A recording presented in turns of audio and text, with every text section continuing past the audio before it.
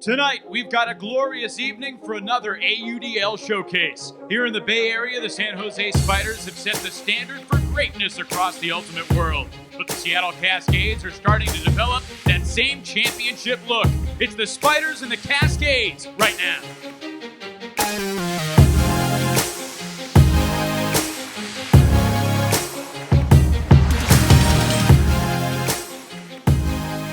It's a beautiful evening for one of the biggest games of the AUDL season. Welcome to Foothill Stadium, where tonight the Seattle Cascades battle the San Jose Spiders. These two teams met less than a week ago. Seattle won in overtime. The rematch comes your way tonight. Hi again, everybody. Evan Lepler alongside the birthday boy, Chuck Kindred. Happy 35, Chuck. We got a great game for you tonight. Two teams that expect to win the entire thing, but only one can win the West. Last week they met. A tale of quarters. Seattle took a big lead, and then San Jose responded. Yeah, that was a heck of a game to follow on Twitter and hear from the guys in the locker room before the game. One of the keys that San Jose said was, let's not go back down by 9 in this game. What do you think? Well, it's funny. Both teams played so well in spurts. They come into tonight with confidence, and the game changers on each side, both really impressive from a talent standpoint. Let's start with the visitors. Matt Rader, not even 24 years old yet, but still, he's been a dominant player in the Seattle scene for a long time. Yeah, he's so fun to watch. He's so intuitive. We talked to guys who coached him in high school. He's just one of those guys that picked it up, was faster, stronger, and very smart around the dip. Dynamic athlete, one of the greats in our sport, and he could be the guy that replaces the San Jose star Bo Kittredge. Rader turns 24 next month. Bo Kittredge turns 23 this coming week, and his stats, even in his early 30s, are astounding. Yeah, Bo turning 33, I think you meant to say. Yeah, one of those guys that it defies time. You don't know how this guy can keep producing, and he's really one of those guys that wins with athleticism still at the age of 33. Yeah, 33, not 3, but he still plays like he was 20 in his early 20s. Easy mistake to make. Bo Kittredge, one of the stars in the sport. He's happy about Golden State's championship, trying to bring another title to the Bay Area. This game will serve a big part in deciding this division. We've got the opening poll between San Jose and Seattle when we come back.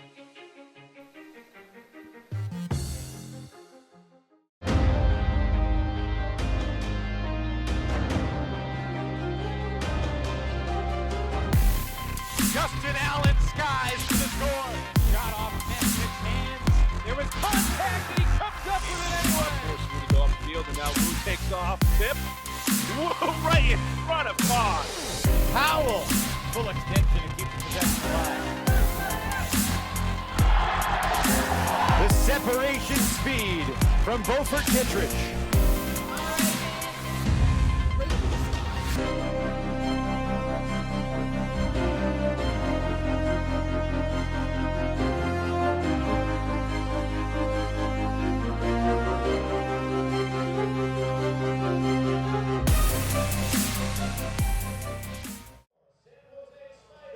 San Jose Spiders enter tonight knowing that if they win this game, they will be the number 1 seed in the playoff. They could clinch it tonight. On the other hand, Seattle knows that a win tonight would give them not just a huge advantage in the step forward, but it also the tiebreaker against San Jose, and the Cascades would very much control their own destiny in the West if they win tonight. It's a tough weekend playing at San Jose tonight, at San Francisco tomorrow, but these are guys that are used to playing high-level ultimate over the course of a weekend. They should not be deterred by that. It's true, the pace of these games is a little tougher physically, but these guys are used to playing 5, 6, 7 games in the weekend in the club season. We expect to see Seattle roll out here ready to go. They're a team that wants to control their own destiny. They're a team that knows they can beat San Jose, and if there's anybody that can do it back-to-back, it's the Seattle team. Keys to the game tonight for the Spiders. What do you got, Chuck? Well, if you're San Jose, you've got to stop this really, really good possession offense by Seattle. They're very handler-driven, so you got to stop the break marks. You got to stop the give and goes. Use the bottom 10 of your roster. You can't just ride Bo and Ashland to a victory here. But let's not forget that Bo's the best player on the field. How about for Seattle? They're a team that's undefeated all time against the Spiders. 1-0. Yeah, all time. Yeah. undisputed champs, so to speak. So keys to the game for them, they've got to keep the disc moving. Like we said, this is a handler-driven offense. They're very good. Guys like Danny Karlinski are just a nightmare to deal with on O. They need to win the fourth quarter. They got up big in the last game, but let the lead slip away. And use Raider. Use your star power. This is a guy who's ready to explode onto the scene. He's young. He's an up-and-comer. Tonight could be his night. Julian Hausman set to pull for Seattle. And here we go. The West Division very much on the line. And a fantastic pull from Hausman. What do you think about the conditions down in the field? It was hot and it was a little breezy, but not much of a wind to thwart these types of throwers. Yeah, it's perfect weather, actually, and it's going to cool off a little bit. Right now it's a little bit hot on the turf, but as we see the game move on, it's going to be just perfect ultimate weather. Nobody in the AUDL has played more points this year than Bo Kittredge, who will be 33 on Tuesday. Crossfield shot. Sanchez hits Christian Johnson, and into the end zone goes San Jose. Chuck Cal from Christian Johnson, a quick 19-second score. Great job by San Jose to exploit that far side space. When we watch AUDL games, that's the thing you first notice a lot of times on offense is how much space there is to the other side of the field. A throw like that IO flick that's just kind of a bomb out to space works on this field, whereas on a club field, you really run out of space. That's an unrealistic throw in club. San Jose's opening O-line featuring Chuck Cal, Simon Higgins, Marcelo Sanchez, Sean Hamm, who gets the start with the O-line, Jordan Marcy, and then, of course, Christian Johnson, Ashlyn Joy, and Bo Kittredge. San Jose's D-line will be bolstered by number 50. Played more points than anyone in the league last year, 414. This will be his 321st point of the season. He's been around the disc more this year, Bo Kittredge. He leads the team in touches. But you'd think maybe a guy like Ashlyn or Cassidy or even Kevin Smith might be that guy. Yeah, it's true. For an older player, especially a player like him that's well-respected going deep, a lot of times taking the unders is a great way for him to make an impact. Also, he's great at breaking the mark. He's a guy, watching him play, I would trust him with the disc as a coach. Karlinski, his first touch, swings it to Phil Murray. And out of the far side of the field, Adam Simon. Karlinski hits Murray. And there's Matt Rader, guarded by Kittredge. Rader shoots it for Simon, and we're even. 2 goals in less than a minute so far tonight in San Jose. 2 great, well-oiled machines on the offensive side of the disc. You can see the same thing happens on this point as the last point. You see the offense exploiting this 53 1/3 yard wide field. So hard to stay in position on defense when there's that much real estate. Well-traveled Adam Simon. He has played elite ultimate in Atlanta, Denver, Boston, San Francisco, and now with Seattle. He's got jerseys from all the great teams across this land. He does. He's a guy that, people love playing with this guy, too. He's just a positive, hard-working guy. He's never been one of those, freakishly talented, natural, athletic guys. He just works harder than everybody else, and he's always willing to put in the time and bring his teammates up. Cascades are 6-3 on the year. So with 5 games left. Meanwhile, for San Jose, this is their penultimate game of the season. After today, a long break before the finale at San Francisco on July 18th. Almost a month from now.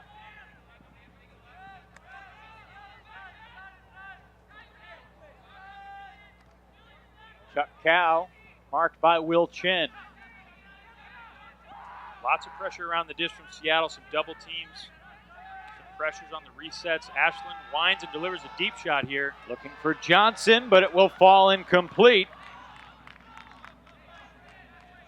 Well, that turned over quite a bit. I'm not sure if that was wind or a problem with the release. I expected that to go a little further. Seattle almost gives it back, but Chen hauls it in. Matt Russell, one of the many new guys on Seattle's roster tonight. There are 2 guys on the active 19-man roster tonight. Vero Titcomb was number 20, but he's sick and did not make the trip.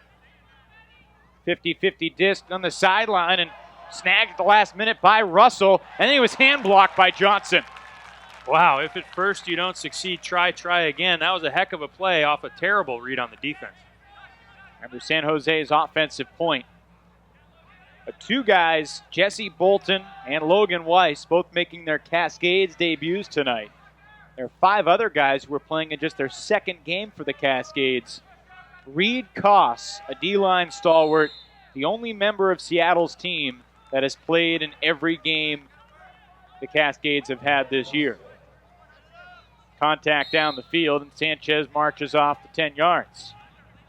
It's Joy underneath. Ashland looking for Higgins. A tight window, but he threaded the needle. Wow, and what a touch throw from Ashland up the line. Not a lot to look at, but when he throws it, it looks like a 100% look. I mean, if I were throwing that, that would look like a nightmare. The coach would probably bench me. Let's see if we can get a look at this guy and how he sets it up, how he explores that space as a thrower. There's a reason you're in the booth now, Chuck, instead of being down in the field, and it was because you made too many throws like that, I think. Yes, similar but different. Watch him get down low here and watch how much touch he gets on this. He's got to throw it to a little V in the corner of the end zone. He's got to keep it in bounds, keep it away from the defender. So much touch. One of the few players that can throw something that looks almost like an air bounce forehand on the field. Ashland Joy picks up his 24th assist of the season. Simon Higgins having a tremendous year. Came in with 31 goals and 31 assists. Yeah, he is a breakout player. He looks like he's from another era, though, doesn't he? He looks like a young Marlon Brando out there. He could be very good for a very long time. Adam Simon underneath. Resets for Mario O'Brien. Marked by Kevin Smith. And a big underneath gainer. Shot to the end zone. Zane Rankin able to connect with Phil Murray. That was a really nice look from Zane Rankin. As soon as he got the catch, he knew he had a guy going deep and immediately looks for the break out to space. You don't have to do much if it's to the break side. If it's to the open side, you have to make a tight throw. But you can see all he did was make sure he pivoted around, put a lot of touch on that backhand, and let the receiver go get it. Zane Rankin has had more success against the Spiders than most. Last year, he was part of the San Francisco FlameThrowers, the only team in the league that defeated San Jose. And Rankin made a couple tremendous throws in that game. It's throws and catches in that game that we remember. We were there. Now moving up to Seattle, and he is a nice pickup for that scene. Yeah, he was. In those games where it looked like San Jose just kind of had their foot on the throat of the San Francisco FlameThrowers, Zane Rankin was a guy who absolutely did not lie down. He played big, and some of those upwind flicks in that windy stadium were just phenomenal. I've never seen anything like it. You know, no matter what algorithm you use, these are two of the most outstanding ultimate communities from a success standpoint, San Francisco and Seattle. But I think you would say they've sort of done it different ways and created cultures a little bit differently en route to that success. Yeah, it's true. Seattle's led the way in being just ambassadors to the sport. They're fun, they're fiery, they get the community involved. A lot of these players from the Bay Area are a much quieter group. They're a little more heady, kind of maybe resembles that Tech look. Johnson throws it up high for Kittredge, and he hauls it in. Pressure there. It was Reed Koss nearby, but Kittredge makes the play. Yeah, nice job there by Reed Koss to close the distance there. That was awfully close to being picked away, but Bo closes it out. Yeah, we're in Silicon Valley, and I think this is a headier group. They're very thoughtful. They're very strategic. And I'm talking about the San Jose team. Watch this shot up high, though. Reed Koss closing, sees it. Doesn't quite get the jump on it. And Bo, he's one of those guys. You see him kind of hang back. You think you got it, and then he bursts on the scene. It's almost not fair. Coming off the great weekend. He had 11 goals last Saturday in the win at Vancouver. And to think about the effort that Bo Kittredge and his Spider teammates expended last Sunday, down by 9 early in the third quarter, on the second day of a back-to-back, to get back into that game and force overtime, it's incomprehensible. Well, that should tell you how much these guys hate losing. They hate it. I've seen their skin crawl when they're down at the end of games. I've seen Bo's eyes light up. And don't be surprised if they're down if the same thing happens here. Deep shot goes up from Rankin. And it's Matt Rader in the area. Elevates with a left and hauls it in. He may have misread it just a bit, but it didn't matter with the left paw being that strong. Yeah, does he have a background in ballet? What was that little pirouette that he just did? Nothing would surprise me when it comes to Matt Rader, who's been a college track star with the javelin and the high jump, and at age 16 was a top player at club nationals. Look at this. Yeah, I'm not sure where they teach you to jump left, catch left. But I guess it doesn't matter when you get up that high. Well, Greg Cohen, who was chasing for San Jose, fortunate that Rader didn't jump over him like he did to Vancouver's Mark LeDuc back in week 3 of the season. One of the highlights of the year of AUDL video when Rader was defending and literally went up and over his Riptide counterpart to swat the disc away. Yeah, that was definitely the play of the first half of the season in my mind. It was so cool to watch. If only he could catch his D's, though. So, last week these two teams played a pretty well-paced game. 23 all in 48 minutes, so 46 goals, almost a goal per minute. So far, it's been much more than a goal per minute. And Seattle is forced to deal with Jesse Bolton, one of the newcomers, creating pressure underneath. Yeah, the throw a little bit behind Marcelo Sanchez there. Nice pressure from the D, and immediately they turn it back, however. Yeah, given back by Zach Smith. Higgins going deep. Crowd's calling for the throw. I don't blame him. I would throw that one to Higgins.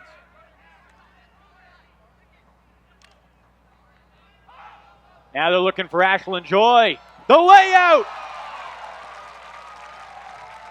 Full extension, Ashland Joy for the score.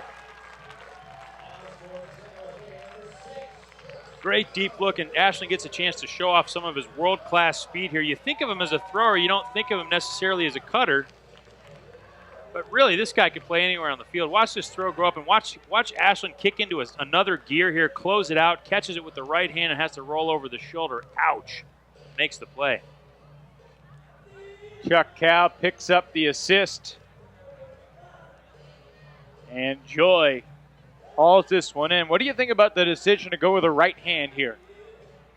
Well, it gives you the chance to get that last couple of inches extension. Obviously, if you can extend and catch it with the left, you're much less likely to hurt your shoulder there. But you got to do what you got to do.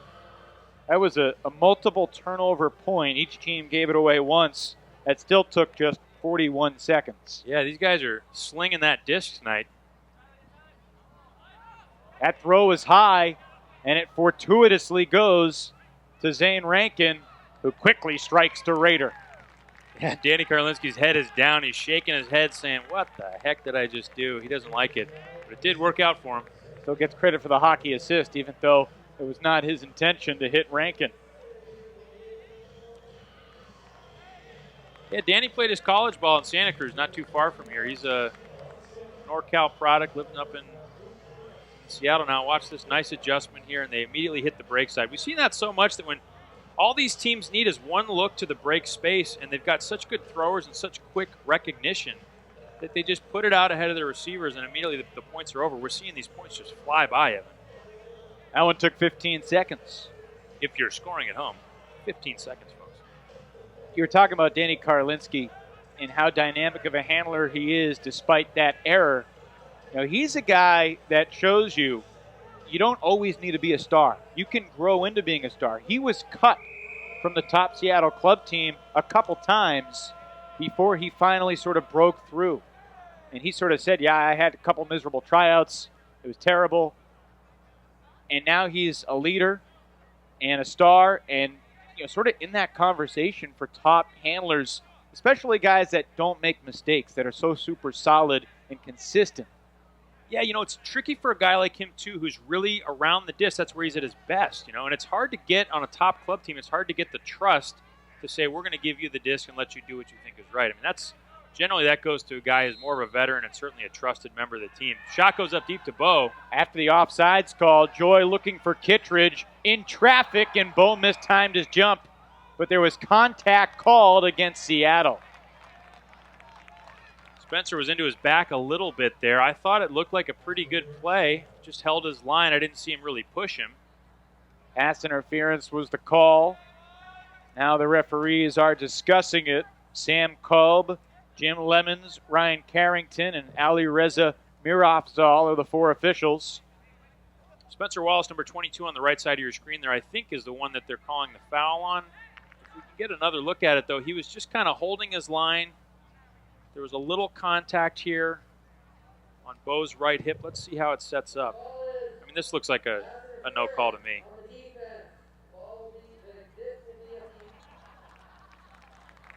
So over the loudspeaker, Sam Kolb announces that the pass interference call will stand.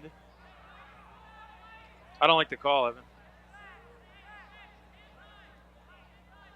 We'll see if the disc lies or does not lie. Yeah, as far as you're concerned. Bo Kittredge will. So Bo's got the nice little high flick break. Will Chen is bothering that look right now, number 25 there on the right side of your screen. Referees need to whistle this in. Marcelo Sanchez looks like he's ready to make a cut. Nice they poached away from him, but able to find Sean Hamm in the end zone. Yeah, nice setup there from San Jose. They drew Marcelo Sanchez off to the break side, let the defense collapse around him, and then shot someone right up the middle for the goal.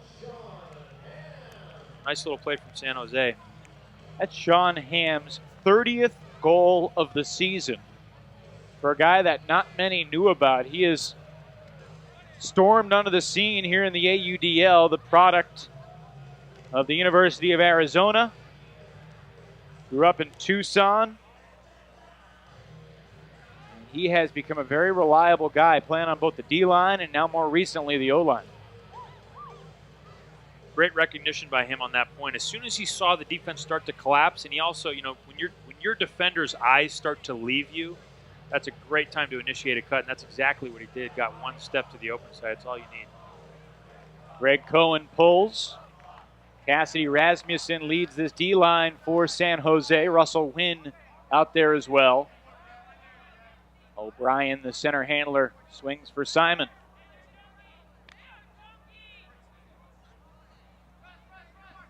Seattle Cascades, reincarnated as the Cascades after the Titcomb family, the owners of the Five Ultimate Company, purchased the franchise from the owners that had it as the Raptors last year. Here's Rader to the end zone, and he's there. Beautiful float on that disc from Frank Devin Barrich. 6'3" Barrich to 6'4" Rankin. Two of the taller guys connect, and we're tied at 5. We are on pace for a record scoring performance from both teams if it stays this way, averaging almost 2 goals a minute. Yeah, it's almost like watching a game where Tyler DiGirolamo's all-time quarterback. Disc just winds up in the end zone every couple seconds.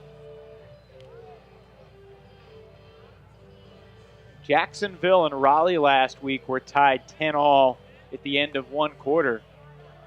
A game that ended in the high 20s for both of those teams. The scoring does tend to settle down. So far, there has not been any breaks. There have been a couple points where we've seen multiple turnovers. Really, the D-lines, when they've had a chance to touch the disc, have performed miserably in very small sample size. Our Twitter question today, we want to know who you think is most deserving of being the AUDL MVP. Certainly, Bo Kittredge very much in the conversation statistically, and just the impact he has made. You saw that against Vancouver last week, against a team that San Jose had lost to earlier this year. Kittredge really willed San Jose to win. And that's just kind of what he does, is he throws a little scuba in there. I didn't know Bo had that in his arsenal. Now Christian Johnson takes another risky shot, and a big layout falls short as Sean Hamm hauls it in. Sean Hamm's really got a nose for that end zone. You can see when the disc goes up or when they get close to the end zone, he's the one always making a streaking cut, trying to get a goal for his team. Does it again there against a lot of pressure from Seattle. This is a throw that went up. Looked a little risky, right? Absolutely. And, you know, it's one of those throws, if it goes up to a real tall guy, you say, oh, he just threw to height. He just put it up there. But he made Sean Hamm work here. Big bid by Cascades rookie Logan Weiss in his first game with Seattle.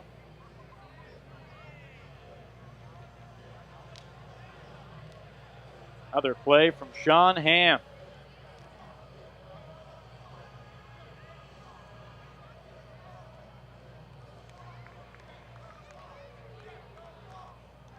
Tyler Grant with the pull. One of the elder statesmen in this West Division. Grant at 35. Made some key defensive plays during San Jose's rally late last week. You're very familiar with Tyler Grant's game as his former teammate. Yeah, I love playing with Tyler Grant. That guy is a workhorse.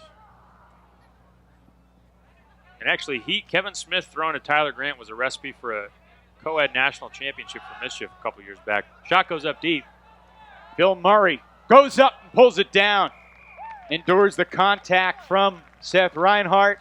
They both have smiles on their faces.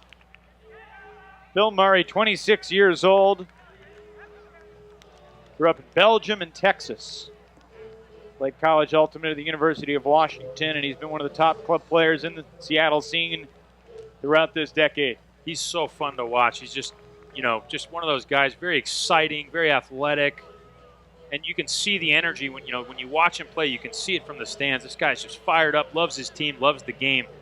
And if you're Reinhardt, you got to be just bumming right now. He's had a couple shots like this one where, how much better position could you be in as a defender? They throw a straightaway IO break to the wrong shoulder.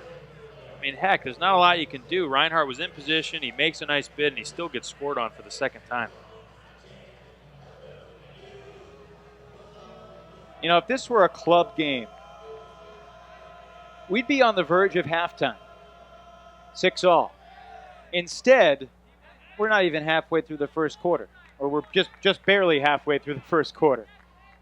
Yeah, it goes back to one of our keys of the game for San Jose. They got to use the bottom 10 guys on their roster. They're not going to be able to keep this pace up for 4 quarters against a team like Seattle. There's no free lunch here.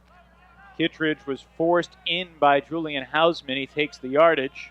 Aggressive mark from Hausman, and the dump goes back to Jordan Marcy. Christian Johnson played at University of North Carolina. He had to enjoy watching many of his former teammates win the title at College Nationals this past Memorial Day weekend. Yeah, what a decisive win by UNC in that final. Kittredge thought about the hammer, and his second scoober of the opening quarter to Chuck Cow. It's a big game when Bo's throwing scoobers on the field. Yeah. And now Cow looks for Kittredge. Hausman nearby, and Kittredge with a clap catch. So far, Chuck, Stars are making plays on offense for both sides. Yeah, they are. There's no question who your most athletic receivers are. It's Rader and Kittredge doing it over and over again. The disc going up high again to Bo. And Bo closes out right when you think you might have a play on it. Bo sets his feet, gets up, makes the play. He's one of those guys. So Bo, I think one of the reasons he can be effective around the disc is he may not be the fastest guy at full speed. There's guys that can definitely stay with him at full speed. But his first 3 steps are just so quick and aggressive and violent even. I've seen him run into people during his first 3-step ramp up and just knock them into the next zip code. Now, I agree with you that his first 3 steps are really good, but I'm wondering who's exactly on the list of the guys who can keep up with him at full speed. Well, there are guys. I don't think his top speed's all that good, to be honest. It's not bad. But you'll see him at a full speed. Guys will stay with him. I don't think he's one of those guys that has that 5th gear, that 6th gear.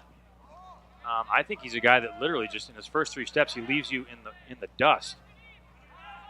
Hopefully we'll get to see him go deep against someone like Rader. Oh, and Sanchez with a handler defense on Simon. Intercepts the disc. Yeah, lazy reset there. Sanchez shoots to the end zone, and San Jose owns the game's first break.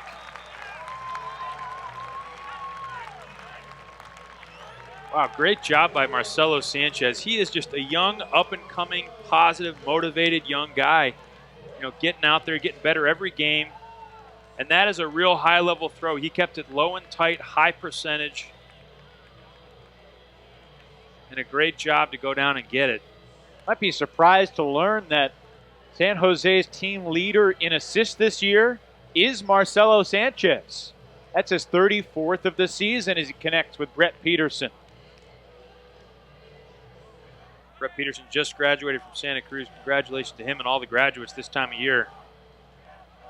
And the bad news is now you got to get a job. And the AUDL has already got some broadcasters. Yeah, maybe this is his job, though. Maybe he majored in professional ultimate. I think this is the job that any ultimate player might want. Yeah, not a bad gig. You go to your college guidance counselor and you say, here's my plan. ESPN3 broadcasts on the weekends. I'm going to serve ice cream at a local ice cream stand during the summers. Free ice cream, that's a good deal. You know, good recovery drink, shakes.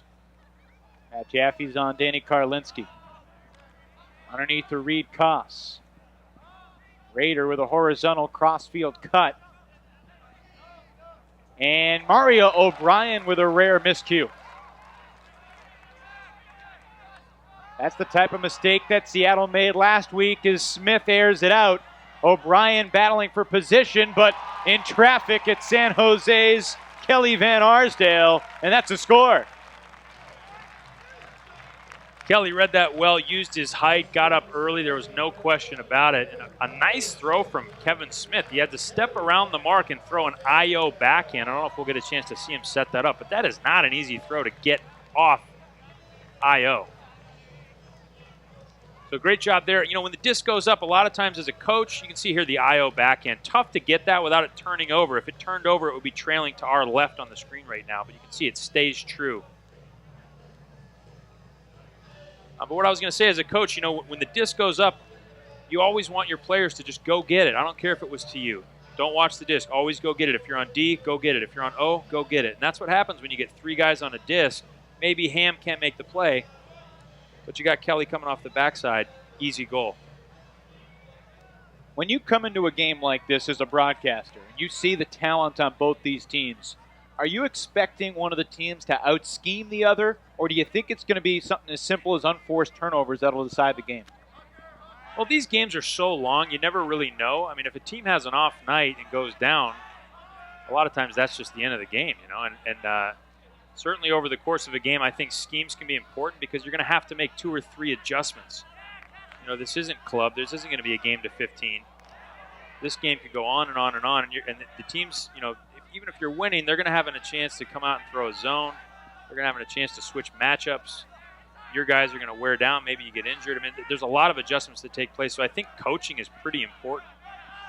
Karlinski shoots a hammer, and it's incomplete. Greg Cohen came as the help defender, and Rankin could not lay out for the bid.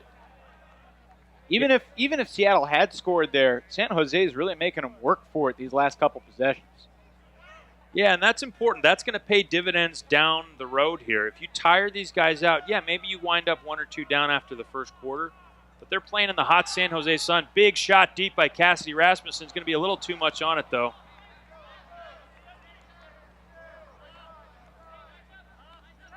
But yeah, you know, like a boxing match, if you're landing body shots early, those are going to pay off for you later in the rounds.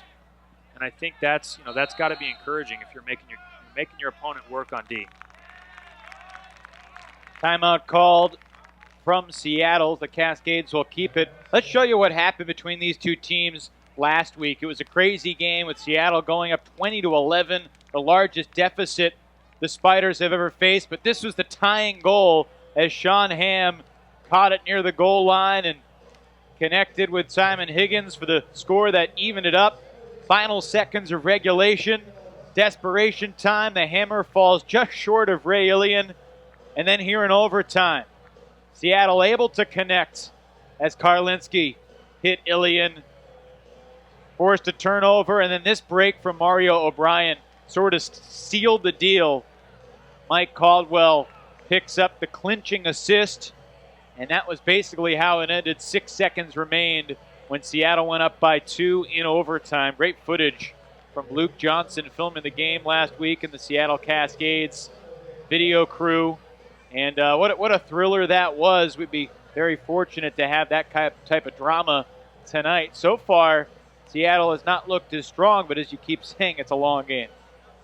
It is. It's a marathon. You know, these guys are gonna have different, you know, dynamics, ups and downs, ebbs and flows, and certainly a lot of adjustments strategy-wise. Right now, San Jose out in front. That's where they want to be. They don't want to fall behind. This is their home turf. And it's interesting you mentioned that because you think about in most divisions, home field advantage in the AUDL has been gigantic.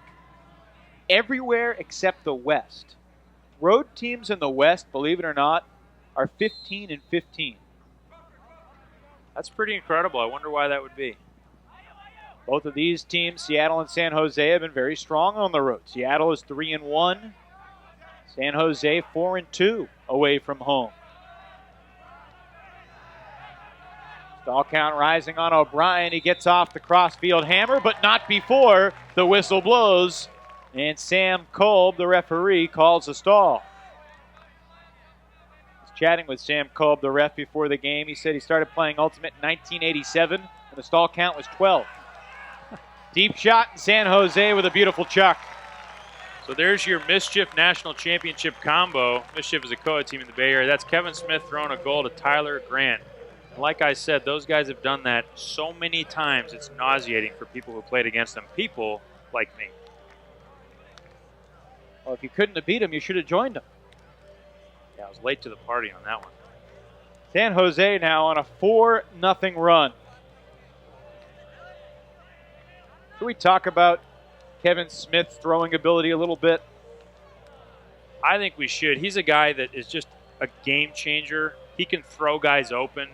He can throw around any mark. You know, if you put a no-huck mark on Kevin Smith, you may as well just be throwing the game. He's absolutely going to get his huck off against a no-huck mark. He's one of those guys. So he may not be able to step around the mark, but he can throw those IO lanes. He can get a ton of power on them. And he can also throw one of the most obnoxious throws for a defender. He has really great, bladey, deep shots. So hard to defend. Been over 4 minutes since Seattle's last goal.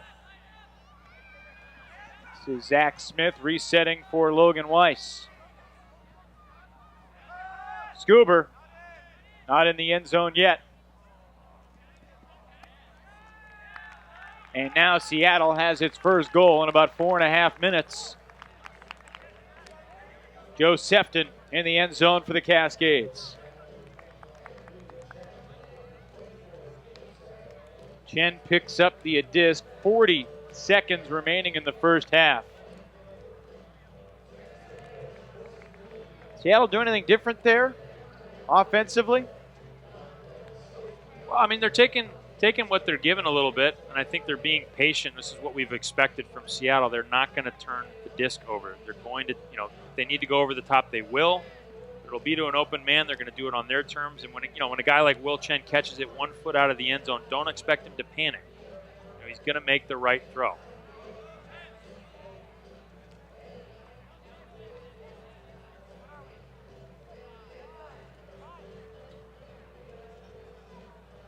Reed Koss with huge pulls.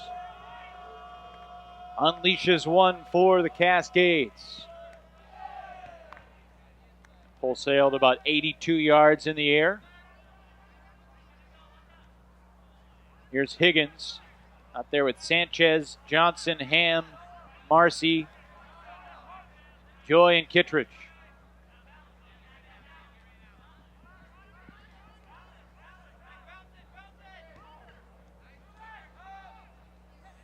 Across the field, Sanchez shoots it for Johnson. He's not there, but Simon Higgins bails him out. And Sanchez is he's really got that step around backhand dialed in. I mean, he doesn't put any float on it. Nice and accurate. And gets his lower body and his balance set before he makes a throw. That's something that a lot of throwers don't do, especially on those break backhand step around throws. They kind of rush it. You can see he steps all the way out, and he's perfectly balanced. He's not dragging that back foot. His pivot foot stays down through the throw. That's a sign that you're not throwing before you're ready and that you've got enough strength in the leg to really lunge all the way out for that throw. That's tough to deal with. Cello, one of those guys coming from Las Positas College, out in the middle of nowhere here in NorCal, but has produced some really, really top talent. And just a fun program. A lot of the Polar Bears co-ed championship team came out of that college. They got something in the water at LPC. Yeah, if they have any water right now in the middle of a horrible drought. That's true. Seattle will receive to start the second, but this is the final play of the first. And in the end zone, it floats into the hands of Seattle's Matt Russell. And that is how the first quarter concludes. Wow, big oversight there by San Jose. You've got to be playing that backdoor receiver. They've got 4 guys around the disc. In my mind, that's something you need to practice. That's something the coaches need to be prepared for. You can't put all your guys around the disc. Because we've seen so many goals just like this at the end of quarters. So many. 4 guys going to the disc. 5 guys. And the one guy who wasn't attacking the disc scores the goal. Russell from Rankin. Yeah, strategically, you've got 5 guys trying to play hero ball there if you're San Jose. You got to be smarter than that. What a difference a week makes, huh? Last week, bad weather in Chicago. It was 7-all at the half. Today, 11-8 after 1. 3 quarters to go. Stay with us as the Spiders lead by 3. Style with engagement. Style with confidence. Style with consciousness. Style with vibrance. A wave of social change being born. Waveborn. Style with impact.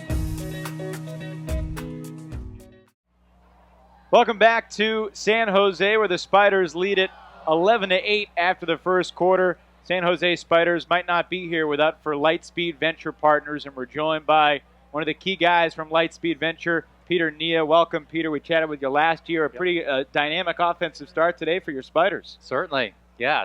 The offense on both teams is firing. It's great to see both teams actually have really deep benches and to see all the players really firing on all cylinders. You're someone who has believed in this league and this team for a long time. Why? What did you see in the AUDL and specifically the San Jose Spiders that made Lightspeed want to partner with them? Well, I saw the AUDL as being a very entrepreneurial organization. It's the owners. The owners actually have a lot of creativity in what they're able to do. Andy Zill, what he's done with this team, it's just great stuff that he's done. It's really like one of the CEOs of our companies who brings a lot of energy and creativity and passion to what he's done. And so, Andy is a guy we really believed in. He brought together a great group of players to complement each other. And at Lightspeed Venture, you invest in different startups like Snapchat and others that you believe can be successful. That's right. Obviously, you spend a lot of time scrutinizing what you invest in. What do you see in the AUDL that's sort of similar to some of the other startups that you've invested in that's been successful? Yeah, like I said, the entrepreneurial quality is just tremendous. And then the product, the sport itself is just absolutely amazing and dynamic. When I was just up in Vancouver watching the Women's World Cup soccer, and I just had a vision there when I was looking at the stands and seeing just the whole stadium basically packed up there. And I think that's going to be the future of the AUDL, because as entertaining as that soccer was, I think this is just as or more entertaining than that. No question about it. Great times with the AUDL, chatting with Peter Nia as we get set for the start of the second quarter here in San Jose. And you are, I know, a big fan. You've been playing Ultimate for a long time. When did you start playing Ultimate? I started playing roughly 20 years ago. So I was about 29 right now, sort of the age of some of these players. I wish I had started earlier. And you're still competing at the Grandmasters level, right? Yeah, we had a practice today, and we have regionals next week in San Diego. And I think this is true. You played with Ashlyn Joy's father, or you played for the same team that he used to play for? Yeah, we played on the same team last year. Steve Joy. Are he and Ashlyn similar players? His father was one of our main handlers. And sounds like a Joy. Sounds definitely. Yeah, you can definitely see some of his father in Ashlyn, the way he plays, and some of the shimmies that he throws in, the great throws, the poise. In a 2-on-2 father-son tournament, you'd have to think the Joys would be a tough duo to beat. They would be tough. We should put that together. I'm sure the Thorne family would have something to say about that as well. Although which younger Thorne would play with Henry? Here's Phil Murray looking long. That's a gorgeous throw, and it's right on the money. for Seattle, Zane Rankin. And the Cascades have now scored back-to-back at the buzzer at the end of the first and now 50 seconds into the second. Peter Nia of Lightspeed Venture Partner, we appreciate you joining us, and thanks so much for all you've done for the AUDL, and looking forward to the future with you. Thanks for having me here. It's great to be here. Thank you. Take a look at this replay here. 11-9. Now the score is Murray able to connect with Rankin. We welcome Chuck Kindred back into the show. That was a decent throw. Yeah, pretty good. You know, if you want to throw a perfect dime to the end zone, you might do it like that.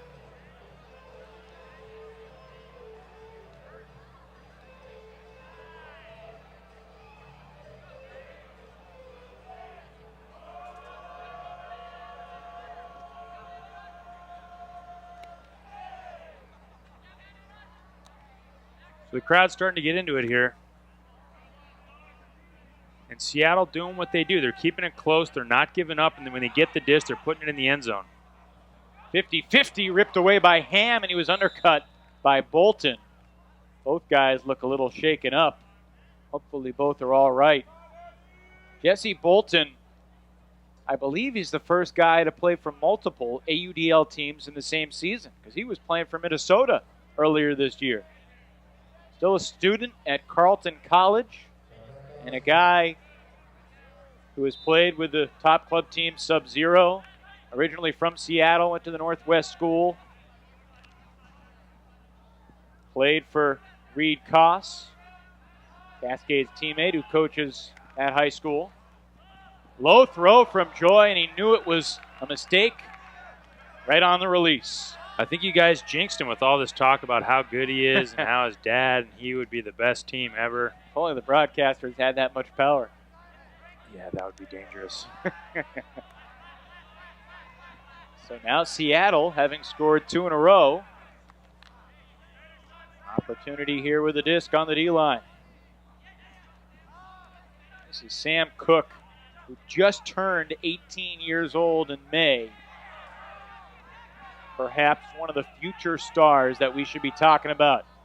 Frank Devin Barish looking for Koss, Kittredge nearby, and the footsteps were felt. Yeah, you could see that setting up. Reed kind of took an aggressive line to the disc because Bo is closing in on him. I mean, in reality, when you're Reed Koss there, you do have the advantage. You get to set the play. Deep shot goes up to Ashland. Well shy of the end zone. He needs help. Although unmarked for the moment. Gets the reset from Joy to Higgins. Oh, and a beautiful cut from Ham. Frank Devin Barrett was the closest defender, but he didn't see the cutter coming, and Ham was wide open. Ham's just, like we've said, he just really recognizes when it's time to score, when there's an opportunity to get in the end zone. You can see him all the way from the far side of the field. As soon as he sees the defender's eyes turn upfield, he accelerates, and by that point, there's nothing you can do but foul. Ham remind you of anybody? I mean, he's a guy that just keeps running and running and running, although we check out this D here from Kittredge first. I mean, Ham was open here just because he never stopped running. Yeah, you know, nobody comes to mind, but he's definitely a guy who recognizes those end zone opportunities. Maybe like a Josh Wiseman on Revolver, just always catching goals.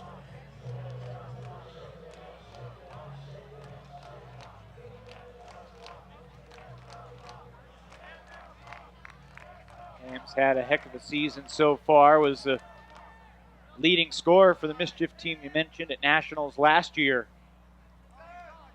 Kevin Smith recruited him to join the Spiders.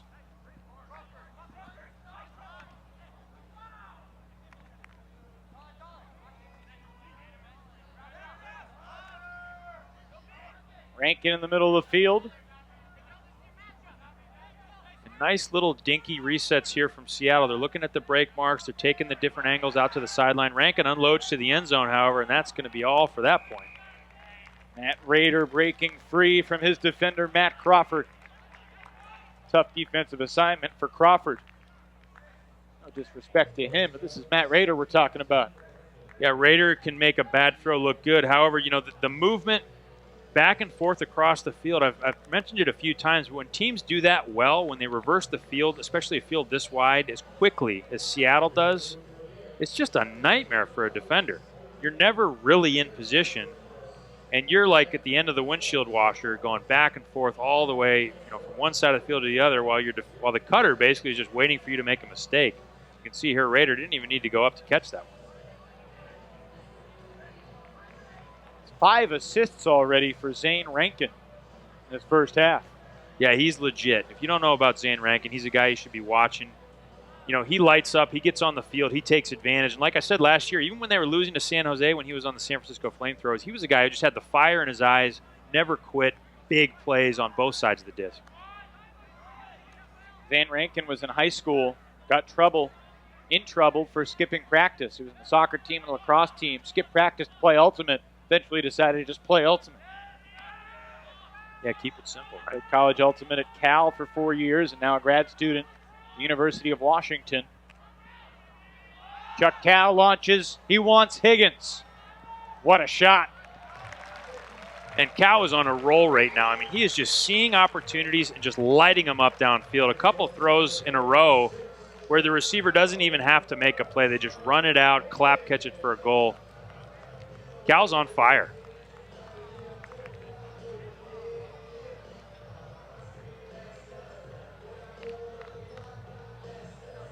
Three assists and a goal so far for Cal.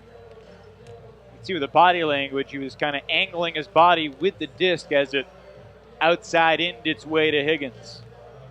Yeah, put a little English on it, didn't he? Salmon Higgins throwing it down. Slamming Simon Higgins. I think I combined those two words there. Sure. It's a great nickname. Great time for basketball here in the Bay Area. Yesterday was the parade in Oakland. Bo Kittredge came to the field today wearing a Golden State Warriors shirt. A lot of the guys in the Spiders became big fans of Steph Curry, Andre Iguodala, Klay Thompson, Draymond Green, and the rest of the Golden State crew. Fun series. What a great series to watch. And they really, these fans are just spectacular. People have accused them of being too loyal. When the Warriors were losing, they still sold out every home game. And, some people criticize the fans, but you just can't. They love the Warriors here in the Bay Area. It's fun to watch them win. O'Brien breaks the mark. Now further across the field as Sefton hits Raider. Up line. Sam Lehman picks up the assist. And the goal for Sefton. Wow, pretty throw there from Sam Lehman. Just steps in, lots of touch, just puts it right out in front. You can see why this Seattle Cascades team has been very successful. They really don't rattle when they got the disc. They look confident. They're taking high percentage throws. They're hitting all those angles. I mean, that's, as a mark, you're probably doing your job there. You're making them throw to the open side, but unfortunately there's this cutter angling towards the break side. You talk about that throw from Lehman. Seattle's done an incredible job infusing their team with youth. Lehman just finished his freshman year at Brown. But it's not like he's a newcomer to Ultimate because he's playing since he was 10 years old. He was on the Junior Worlds team that went to Italy. He was all freshman in the New England region this year. I mean, what does it mean when you have young players like that are just scratching the surface? Well, it's a little disorienting, I think, as a coach and as an opponent. Like, what is this guy capable of? And are we even going to know before 2020 what this guy's ceiling is going to look like? This guy could get better, for another 10 years. You would expect him to. Right. So I mean, he's already very good. He's playing pro. You can say the same thing about Simon Higgins is 22. Yeah. He looks like Marlon Brando, but he's actually he was born like just yesterday, I think. Joy through the contact, gets it to Higgins, who hits Sanchez. Sanchez looked deep, hit Bo. Simon seeks Bo, Koss nearby, and Bo accelerated for the goal. And could you see Reed Koss staying with him at full speed? Not to toot my own horn, but I took some flack on Twitter for saying that at top speed, Bo wasn't the best guy on the field. What he's great at is exactly that. He gets the disc, he gets one step on you, and he just maintains position. He's a big guy. he's not one of these lanky sprinter guys. This guy's got shoulders. He's probably, 210 pounds, 6'3". Good luck getting around him. He puts his head down, he gets one step, and watch. There's nothing Reed Koss can do. It's not that he can't stay with him. It's not that he's not close. He's plenty close enough. But really, there's nothing you're going to do. You're trying to dive around a stallion. I'm going to tell Bo that you were talking the smack about him. Please do. Grew up in Fairbanks, Alaska. Came to the University of Colorado and has been playing Ultimate at an extraordinarily high level ever since. Moved to the Bay Area, late aughts. Joined the Revolver team, and here's an ambitious hammer. And it works out. Matt Rader doesn't seem happy with himself, but he picks up the assist, and Rankin, who's got 5 of the assists already, now has another goal. Yeah, I'm not sure if that one slipped. It almost hit the Jumbotron, however. Rankin able to somehow sit down and catch the disc. I think he caught it when he finished catching it. He was sitting Indian style on the ground.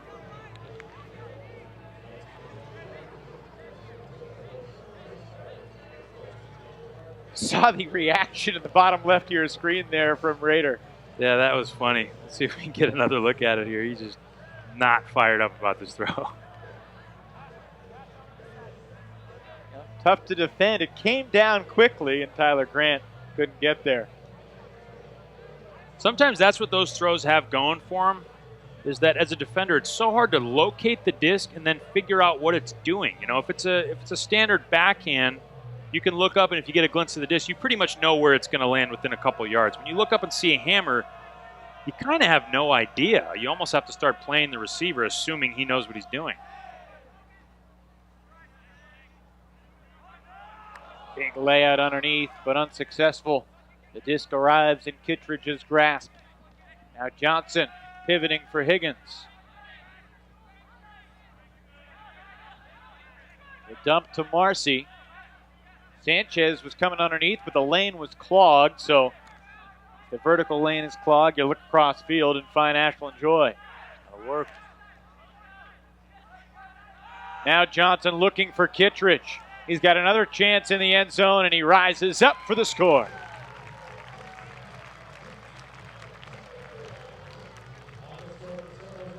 Kittredge got some separation there from Julian Hausman.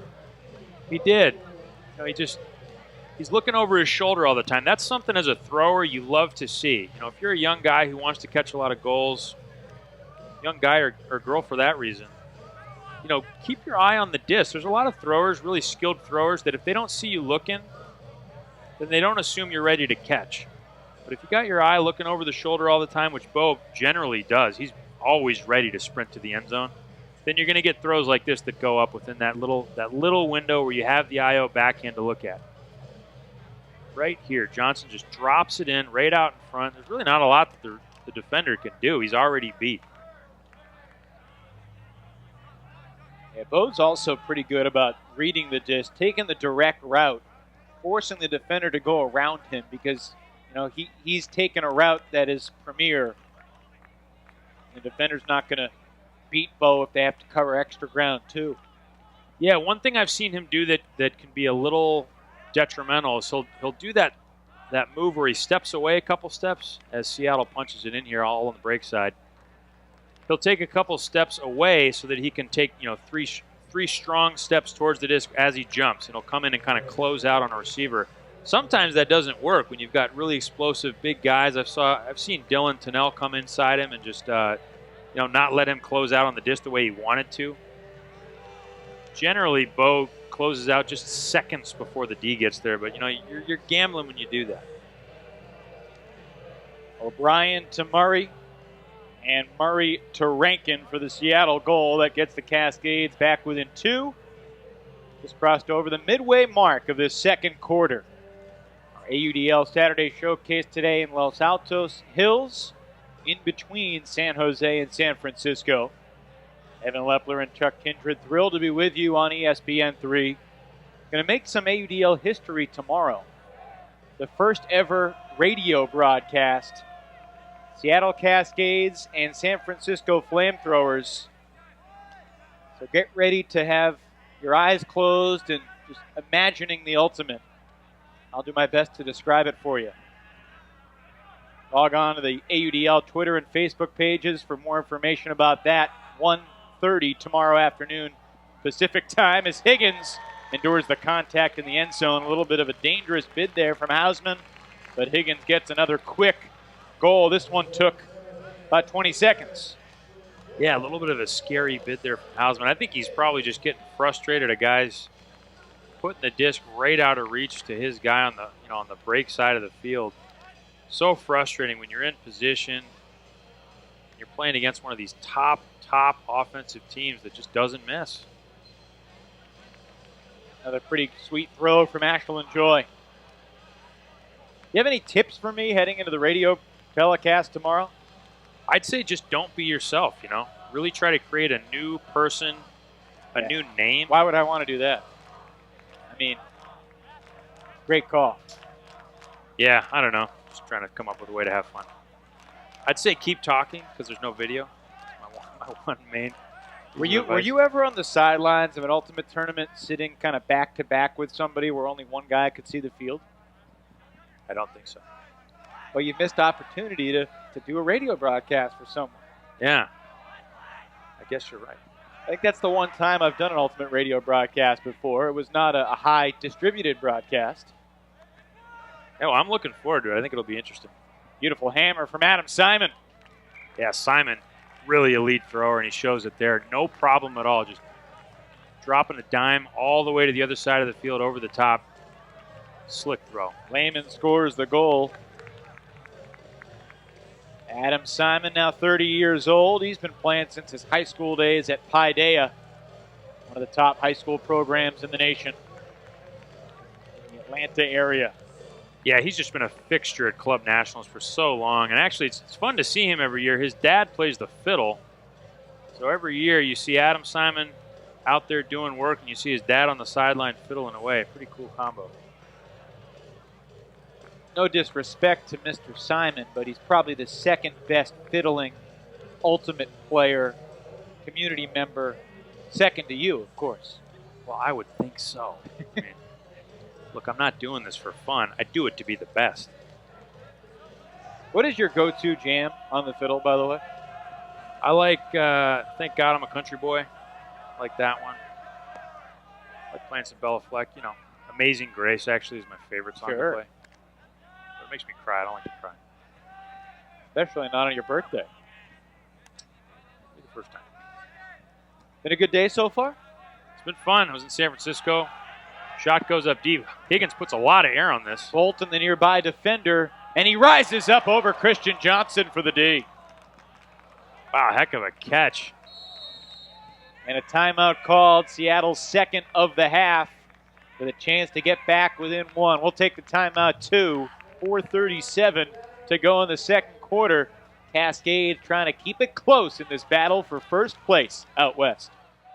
Traveling can be annoying. Airports get crowded. Buses are too slow and pricey. A rideshare would be nice, but finding the right one can feel impossible. Until now, Tripta makes ride-sharing super easy. So put away your thumb and take out your phone. Sign in to the Tripta app instantly with your Facebook account. Want to offer a ride? No problem. Pick your route. Set your price. Register your car and ready to go. Want to find a ride? Select a route. Pick the best schedule for you. And choose the best driver for you based on reviews written by previous passengers. These reviews help you know the people you're traveling with.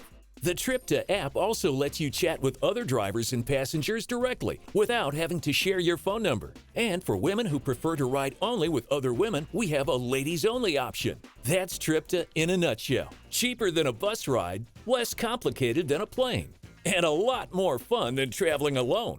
Plus, with Tripta, you help protect the environment by reducing road traffic. So now you know. Next time you want to ride, forget your thumb and think Tripta.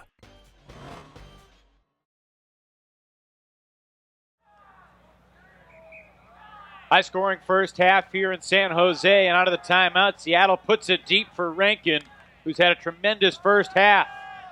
Looking for another assist, and he's got it. Matt Rader landed with his first point of contact in the end zone according to the nearby referee, and the Cascades are within 1. That's the matchup we've been wanting to see, at least I have. Raider going to the end zone with Bo Kittredge closing quickly, not able to get there though, and Raider gets up in the air, makes the catch. I wish we could just watch these two guys go deep over and over and over. Here we see the deep shot from Simon Higgins that goes up, and watch this pressure off the backside. Bolton, number 91, comes in, swoops in, makes the catch, makes a clean D off the backside. Not easy to do. And here you can see Bo kind of closing, gives him a little love tap, says, hey, young man, I used to do that.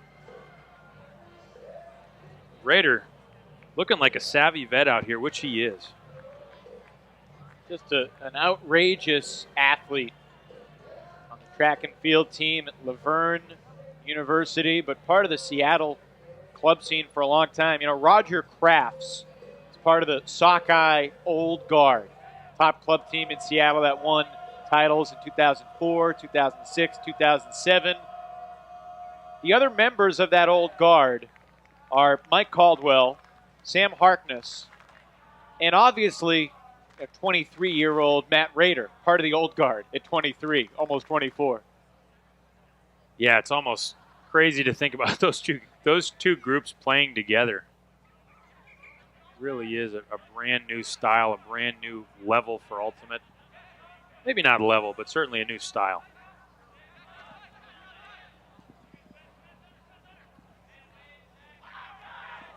Kittredge connects with Marcy up line. Higgins comes to the underneath. Marcy's fun to watch, isn't he? So quick, gets around so quickly. Looking for Kittredge, just surpassing the layouting arms of Reed Koss. Laying out arms of Koss. Yeah, Koss makes a nice bid there. He just can't quite get a D on Bo, can he? He's been so close so many times. He really has. But first you don't succeed, try again, unless you're guarding Bo Kittredge. Yeah, Koss won't quit, though. He's one of those guys that always works, always willing to put in the effort. You know, and he does it for his team. You can see he's just never going to quit. When you got Reed Koss on the line, you know he's going to give you everything he's got.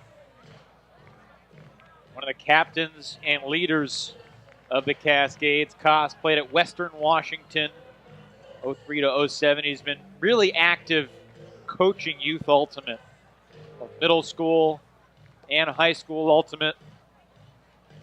Coach one of the top YCC teams in the country, Seattle's Frizz.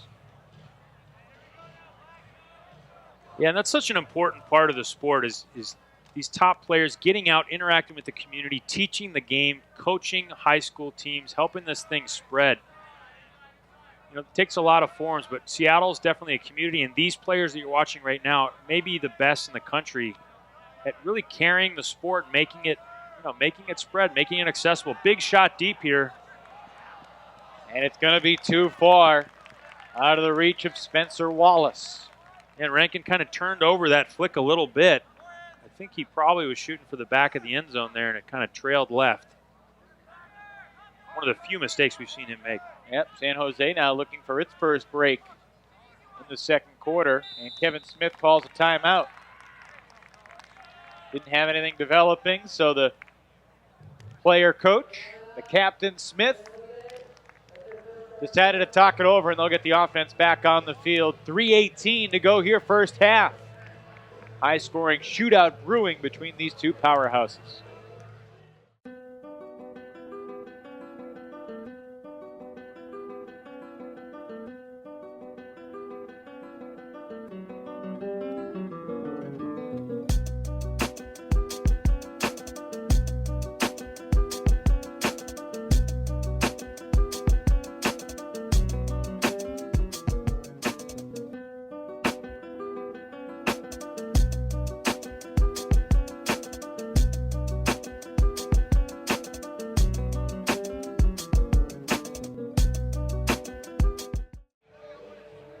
One of the founders of Rise Up Ultimate here today playing for the Seattle Cascades, Mario O'Brien, part of the great ambassadorship of the sport that Chuck was just talking about, creating a pipeline of players, and in O'Brien's case, creating coaches all across the world.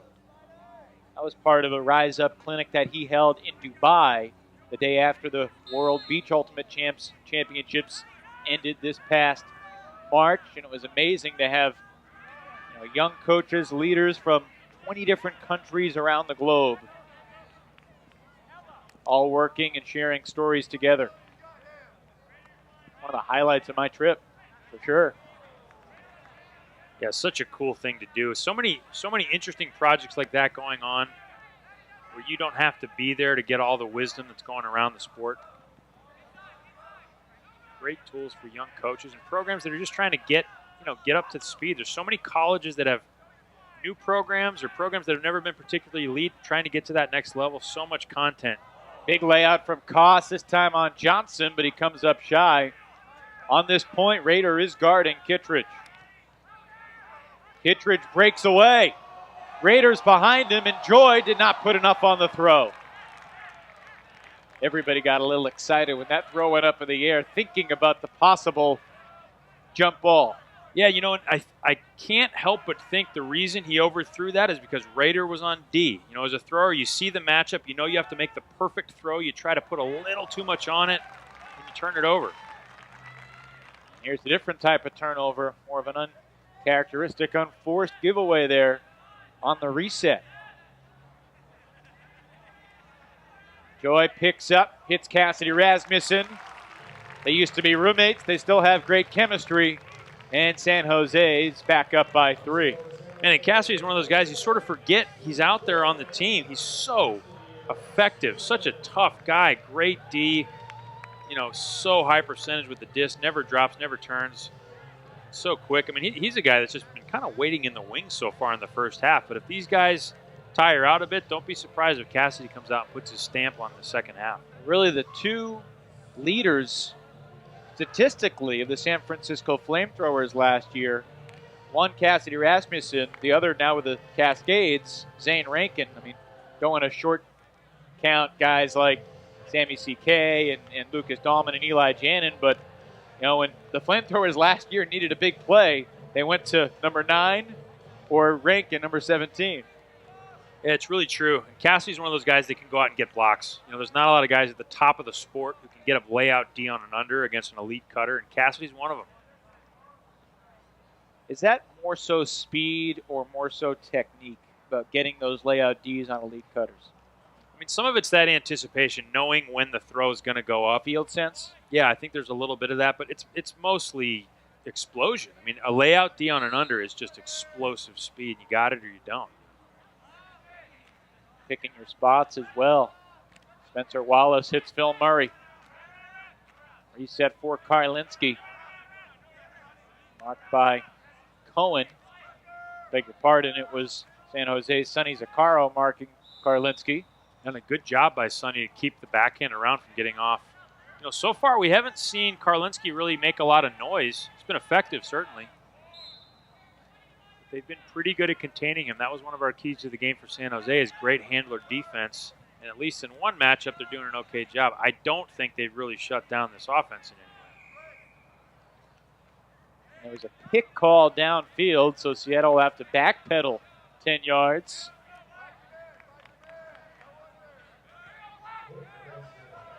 Obviously an important minute here. Big difference between a 2-point gap and a 4-point gap heading to halftime, especially with the fact that San Jose will start the third quarter with the disc. Receiving the pull. Rader couldn't grab it on the first effort. It's ripped away. Off the hands of the Seattle Star, and then Russell Wynn with a windmill sky to pull down the D. San Jose takes its final timeout of the first half. The Spiders looking to stretch the lead heading into the break. We'll take the break as well. San Jose on offense when we come back to Foothill Stadium. If you want to follow the AUDL on your phone, now you can. Download the brand new AUDL app on your mobile device and get up-to-the-minute news on your favorite Pro Ultimate team. This is your new home for live scoring, up-to-date standings, game recaps, highlight videos, and more. It's the new best way to follow Ultimate at the highest level. Don't miss any of the thrilling hucks, towering skies, or monstrous layout Ds. Check out the free AUDL app today. 2 timeouts, a half per side. All 4 in the first half have now been used. Matt Rader had the disc almost in his grasp for Seattle, trying to get back within 2. Instead, San Jose has 28 seconds, which for the Spiders is typically plenty of time. Ham, Sanchez, Higgins, and Johnson are the cutters. Joy picks up the disc in the backfield with Bo Kittredge and Chuck Cow. And no more timeouts. Ham catches the under. Nearing midfield with 10 seconds to go. San Jose needs to get some bodies near the end zone. Ham floats up. The inside-out backhand. Right through the hands of Kittredge at the buzzer. Holy cow. It was deflected. It had some weird English to it. We got to see that again because that does not happen very often for Bo to get his hands on the disc and not make the play. Koss got the D, and Bo will not want to watch the replay of that. I can promise you.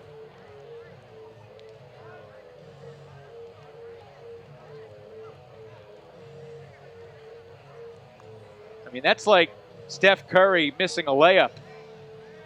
Doesn't happen too often in the Bay Area.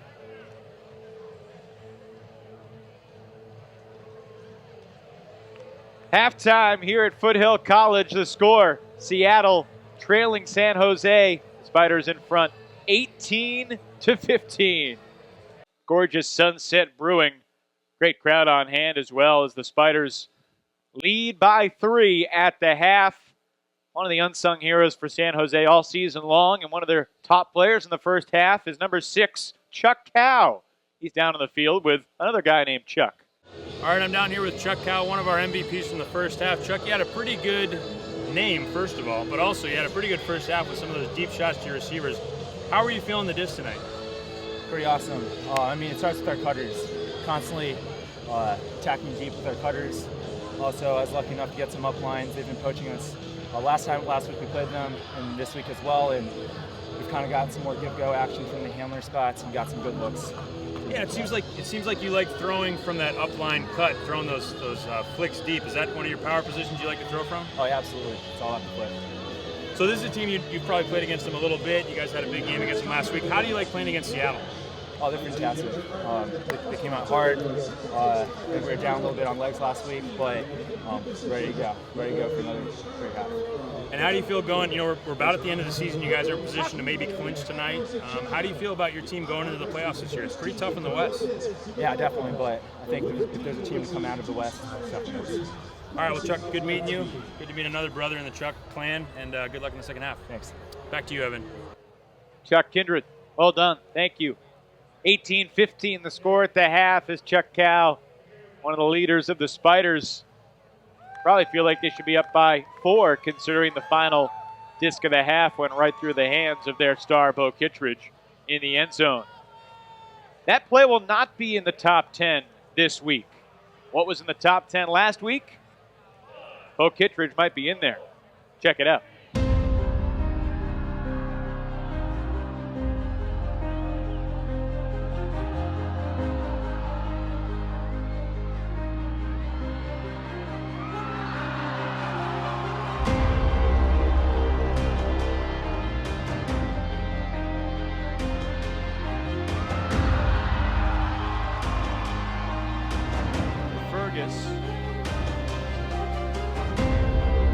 makes the mark, shoots to the end zone. What a grab! The Wildfire fired up, and for good reason. Fantastic layout effort from Cullen Gefford. Thought perhaps that was just a little too far out of his reach. He was eager and determined to pull that in for his team. Cullen Gefford can thank his teammate for giving him a chance to make a top 10 caliber play. Goals is the Detroit Mechanics receiving goal from Pittsburgh. Scott Soto Santi sending this one deep. Channing Watson looking for his 7th of the game. In a diving effort, he will get it. And Channing Watson making it look so easy to get into the end zone today with number 7 in the diving effort. Getting the fans on their feet here. Training, getting ready for the season. We wish Mark all the best in recovery. Cullen Gefford gets hand blocked by Max Shepard. I believe that was Sam Scher.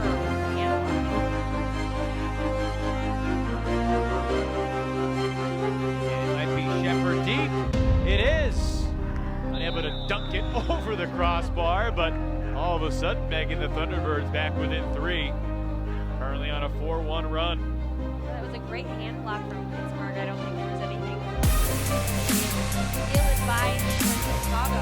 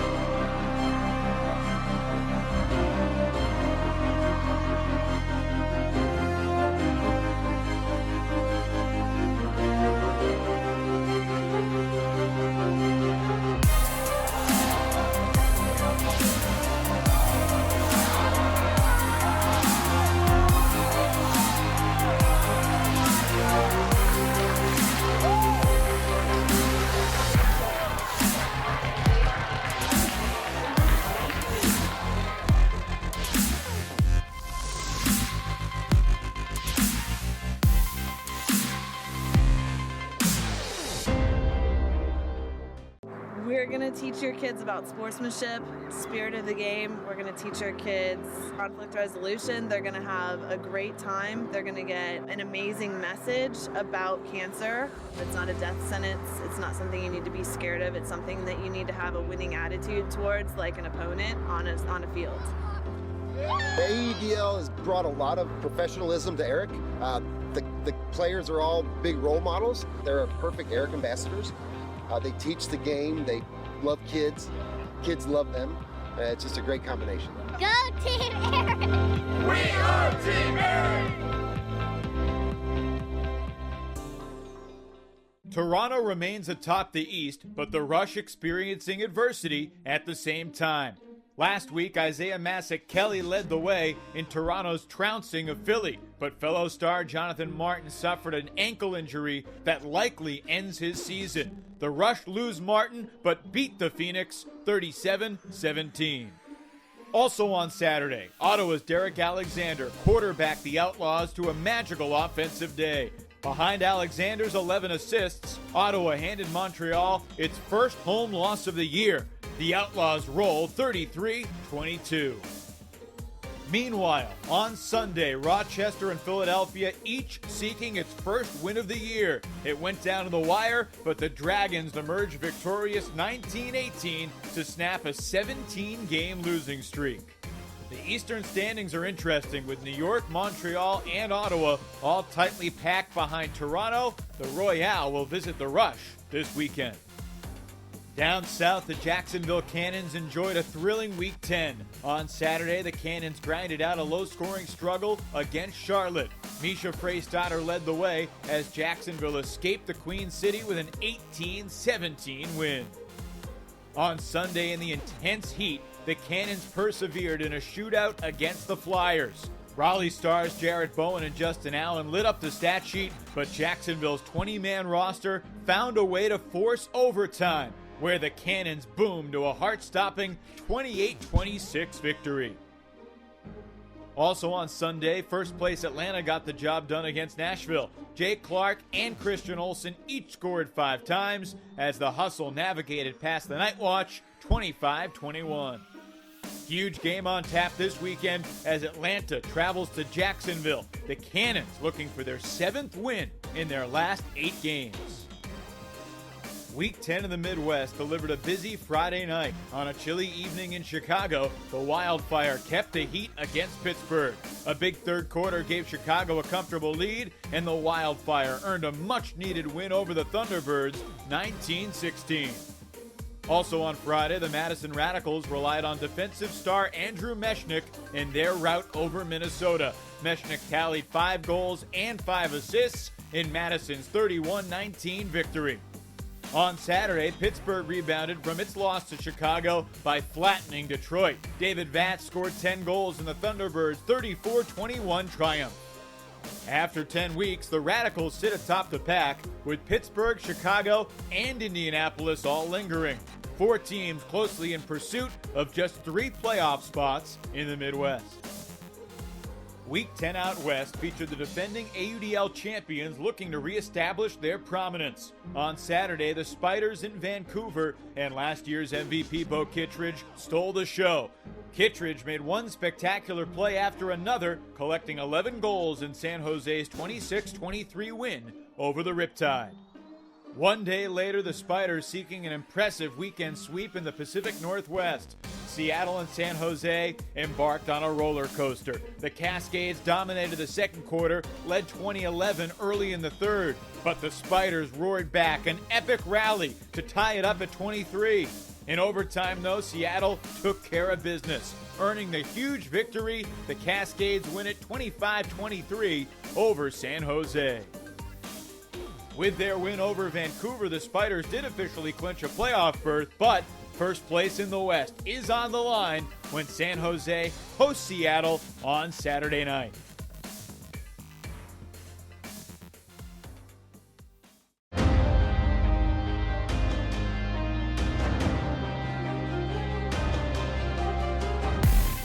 Justin Allen skies to the score.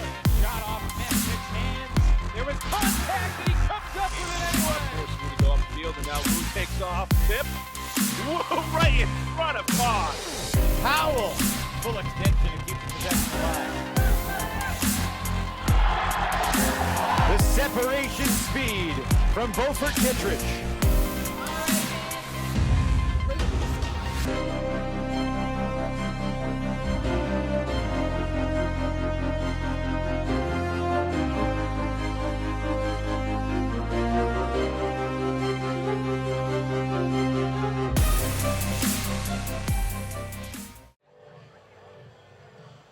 Just a couple minutes away from the start of the second half here at Foothill College Stadium. The Spiders up by 3 as we get set for the third quarter. Hi again, everybody. Evan Lepler with Chuck Kindred.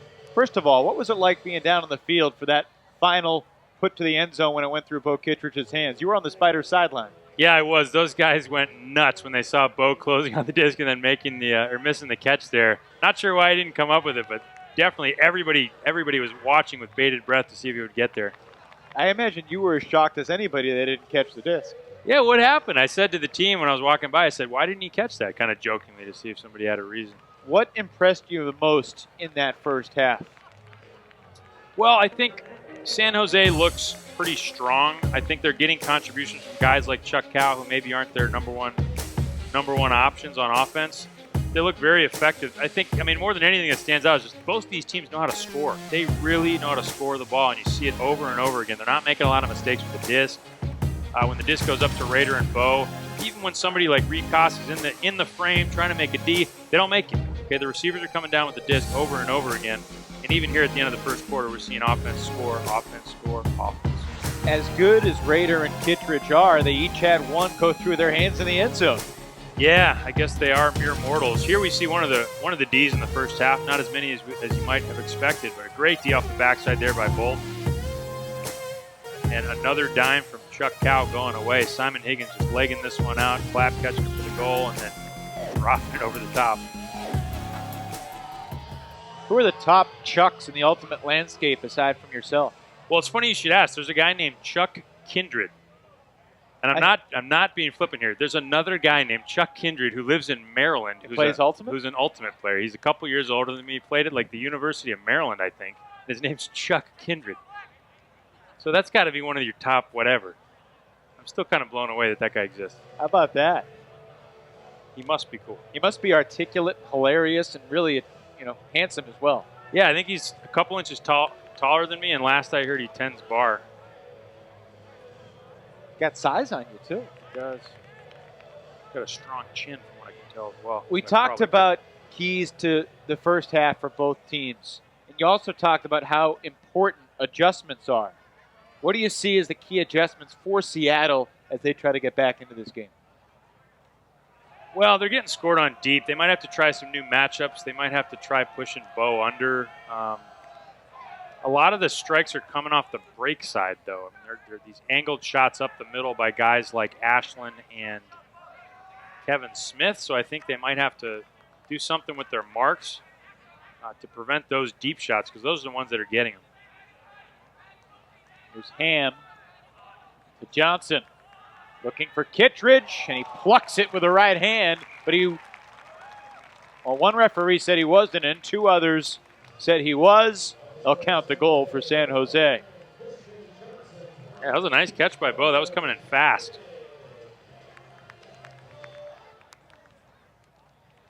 Bullet from Johnson makes it a 4-score game.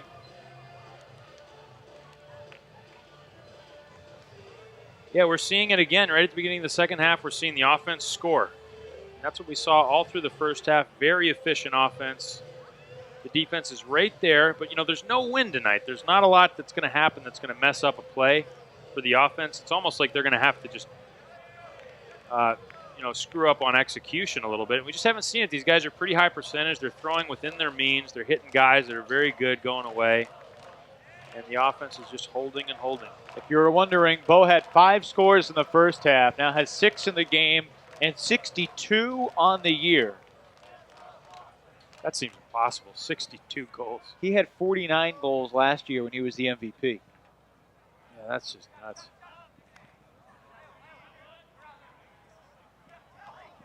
Big layout with the disc caught by Raider. Underneath, Sefton. Great pressure there by San Jose, and they force the turn on the stall. You can see that the mark, Ham, number 12, snuck around to the backside, took the dump away, forced a little delay, and with 7 seconds, an account that's not audible, a lot of times that's all you need. You need to take away that first preferred look on the dump. So great job there by San Jose. Smith with a big swing crossfield for Matt Crawford. Back in the hands of Matt Jaffe. And now Smith. To Van Arsdale.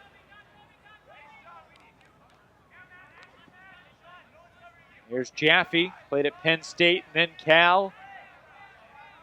Back to Smith. Deep hammer. Wow.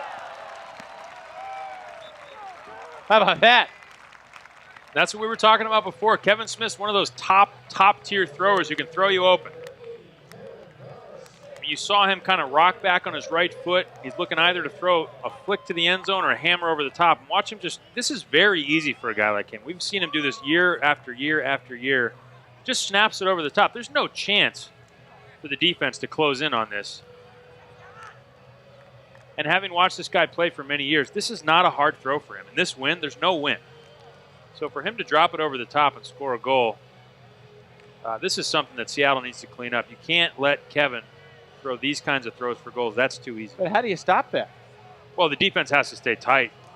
They're poaching heavily underneath. You got Phil Murray and B.J. Sefton all 10 yards in and on the open side there.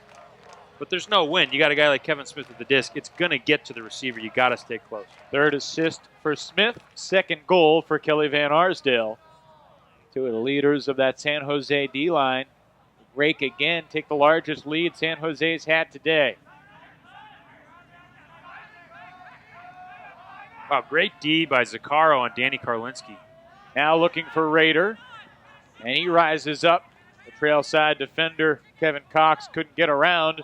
Back to Rader in the end zone. He's wide open. Wow, Rader is just on another level. I mean, you really see it on that play. And by the way, he does the Dominique Wilkins windmill slam after the fact. How tall is Matt Rader? He's not that tall, is he? 6'4". 6'4"? Never mind. Not small. Never mind. He is that tall. He's one of those guys, very much like Bo, when you see him run, it doesn't look like a lot of effort. When you see him jump, it just looks like an automatic thing. This guy just glides through the air to catch the disc on an away. Nobody even close to D'ing it. I mean, look at that. He's kind of wrong-footed when he jumps, just floating through the air, making the catch. And immediately Simon knows what to do. Just get it out in front of me, big fella. That's going to be another goal.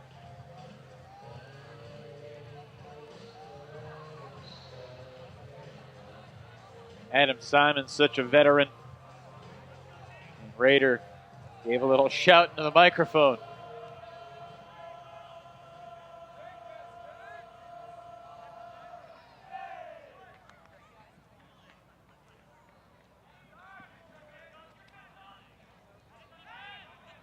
Our Twitter question today, who is the most deserving of the AUDL MVP? Let us know at Evan Lepler, at Chucktown Now. Marcelo Sanchez did not have enough legs. Now, the season's not over yet. Do you think Bo Kittredge is the favorite right now for that award again? Well, I guess it depends on how it's chosen, right? I think he might be the fan favorite. And with 60-plus goals, he's an easy guy to give the nod. But let's say most valuable player for your team. That's an interesting debate. I think there's a lot of answers to that. Ashland Joy testing Sanchez. Marcelo Sanchez plucks it with a right hand over Duncan Lynn. That was a heck of a play by Cello.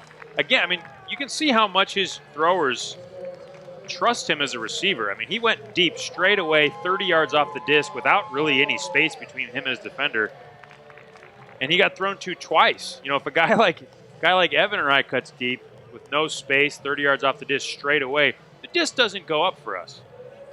But these guys know Cello. They like Cello. They know he's going to do everything he can to make the play. And watch him just close out and make this, not only make the catch, but make it a high percentage catch. Chuck, if I was the handler and you were going deep, I would throw it. Thanks, buddy. I love you. That means a lot. That's kind of a 35th birthday present that I need. Get anything special today? What did I get? I got a shot of whiskey.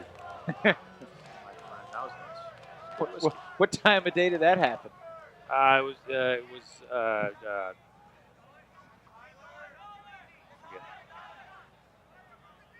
under 9 minutes to play here in the third quarter. We've already seen 4 scores this quarter, 3-1 in favor of the Spiders. And that disc was deflected. San Jose, another chance and a big shot off the bat. Looking to the end zone for Crawford. The Spiders are feeling it.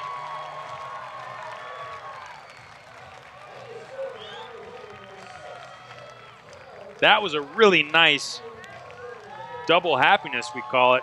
When you get the D and you catch the goal from Crawford. Gets the gets the block on Rankin. This is a guy that has his way with the mark usually. He stops that step around, then he goes all the way to the end zone. And Rankin's a guy who does not like getting beat. So you know when this disc goes up, if there's anything but any room for a D, that Rankin's going to close out on it. But once again, we see Chuck Cow just dropping it in right where it needs to be, and Crawford firing up the crowd. This is a bad sign if you're Seattle. You're down 6. The crowd's coming alive. It's the third quarter, and San Jose is surging. You do not want to have to come from behind if you're Seattle. So they need to put the brakes on here, stop the bleeding, punch this in, and get a break.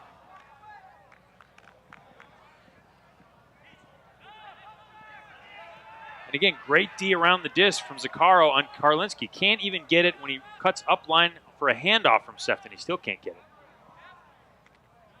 Now Danny Karlinski able to get a touch. Dishes to Koss, threads the needle for Wallace, and he's in the end zone. Wow, that was a slick shot up the middle. Very hard to hit that. Great touch from Seattle. Spencer Wallace, also a captain of the Cascades. Played at the University of Oregon.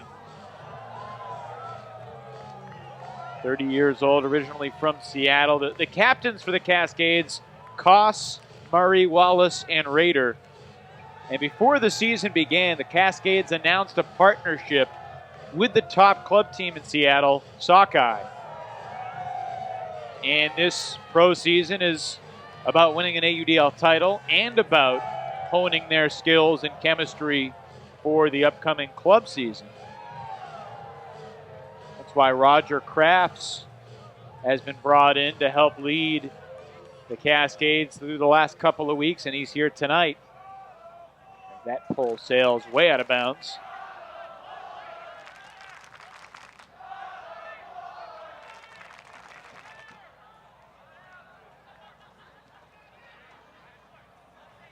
Yeah, Roger Crafts, having Roger on your sideline has got to help. He's one of those guys, just an iconic member of Seattle. So tough, so confident. Higgins turns it over on the dump. Throw in one way, Ashland Joy went the other. And on the quick put, Seattle strikes in a hurry.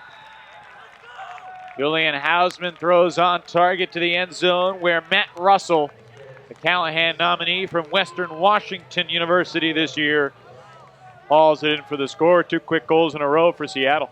Yeah, that's exactly what they needed here. They were falling behind. The crowd was getting fired up. So what do? They hold. They immediately get a break. First throw to the end zone. Great shot. Joy read that, was closing, but couldn't quite gather himself to make the D. Nice throw here. Look at how tight and quickly he gets that disc to the end zone. Nice job by Russell to close out on it. Well, to come back, you need quick scores and you need defensive breaks. That's what happened last week. San Jose was down 20-11 early in the third quarter, around this time, as a matter of fact. And went on an almost incomprehensible 12-3 run, especially against a team like Seattle. But, both teams were victims of runs by their opponents when they made a lot of mistakes themselves. Yeah, it's true. And I think Seattle, may have rattled San Jose a little bit around the resets. We saw that throwaway by Higgins. We're seeing Cassidy Rasmussen out there, a center handler.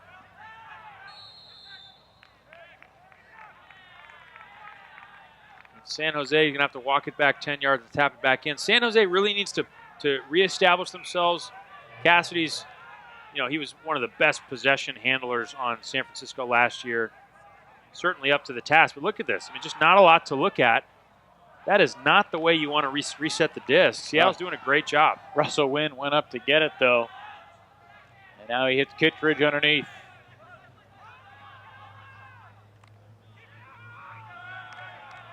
Bo has been much more of a deep receiver today. Here's the shot for Higgins. In and out of the hands. So great pressure from Seattle. They get the disc again. Now let's see if they can punch it in. This would be a real run for Seattle. And it's clear that their defense, particularly around the disc, is causing problems for San Jose. Haas fires up line, gains 20 yards to Weiss. Reset for Chen. Big swing cross field for Russell. Wallace threads the needle for Chen. No Matt Rader on the field this point for the Cascades. But they're still moving the disc quickly. Short throws, nickel and diming the Spiders. Yeah, and that's their Until game. Russell Wynn sneaks in for the D. But there was a whistle. Referees looking at each other.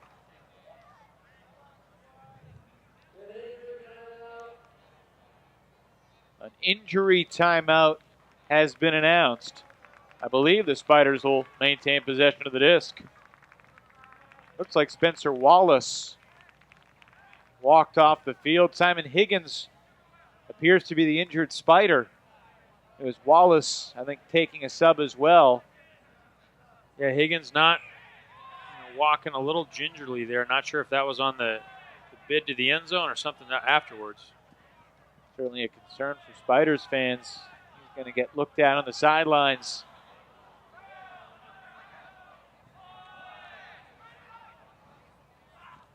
This has turned into one of the longer points of the game. A little over 2 minutes long right now.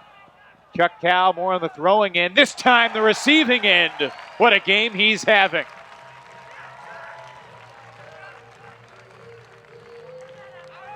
A couple loose forehands to the end zone from Cassidy Rasmussen. This one works. But I'm not sure, as a coach, if I were San Jose's coaching staff, I'm not sure I'd be happy with those two throws from Cassidy. How about that catch by Chuck Cal? Yeah, made it look easy, didn't he? Right up at the peak of his jump. And again, there's not a lot of wind tonight. There's not a lot of variables. You can see it looked like Bo had that D as well. Russell and Bo both all over this. But look at how high he floats this. Makes it an interesting play for Chuck Cal, but Chuck had probably 5 steps. Those two guys were teammates, Rasmussen and Cal, in the San Francisco FlameThrowers in the AUDL last year. Cal, second team All-Region at Cal 2014. A couple years before that, he was honored with something called the Yo Kawaoka Award. That goes to the hardest working player on the Cal roster. Yo Kawaoka, obviously a great player for a long time in the Bay Area. Multiple-time national champion, was on the FlameThrowers last year. And has some of the best hair in all of Ultimate, along with yourself. You said it, man. If I could have half as good a hair as Yo Kawaoka, I would retire. But you're still striving to be great. Still hope. That disc got tipped in Seattle. Wow, so some miscues that we really haven't seen all game are just starting to crop up. Lots of turns. Here's a shot to the end zone from Chicken, however. Simon DeMurray right on target. Seattle back within 4. Adam Simon, not sure where he earned the nickname of Chicken, but that's how he's belovedly referred to around the community. Nice throw from him. Way back to his college days, if not before. Is that right? Okay. Yeah, he knows what to do with this one. He gets it immediately. Adam Simon very much a part of those mid-2000 Colorado teams that Bo Kittredge and Josh Ackley led. Those Colorado guys now sprinkled throughout the Western Division. It's true, and actually, if you see that footage of Bo jumping over a guy, guess who threw that? That was Adam Simon serving up a big puffball to the middle of the field, which is all you needed back in the day for Bo. Inbounds will do. That was at Southwest Regionals back in 05 or 06. Sounds right. Got just a handful of YouTube views through the years. Ashland Joy airs it out. Marcelo Sanchez in pursuit. He's in the end zone. That was fast. That was really fast. And what great separation there from Marcelo Sanchez. Kind of releases deep, puts his right shoulder on the defender, makes him think about it a little bit, and then releases deep and closes out so quickly on that. He's a guy who's got great height, great reach, can lay out, but he can also just flat out run.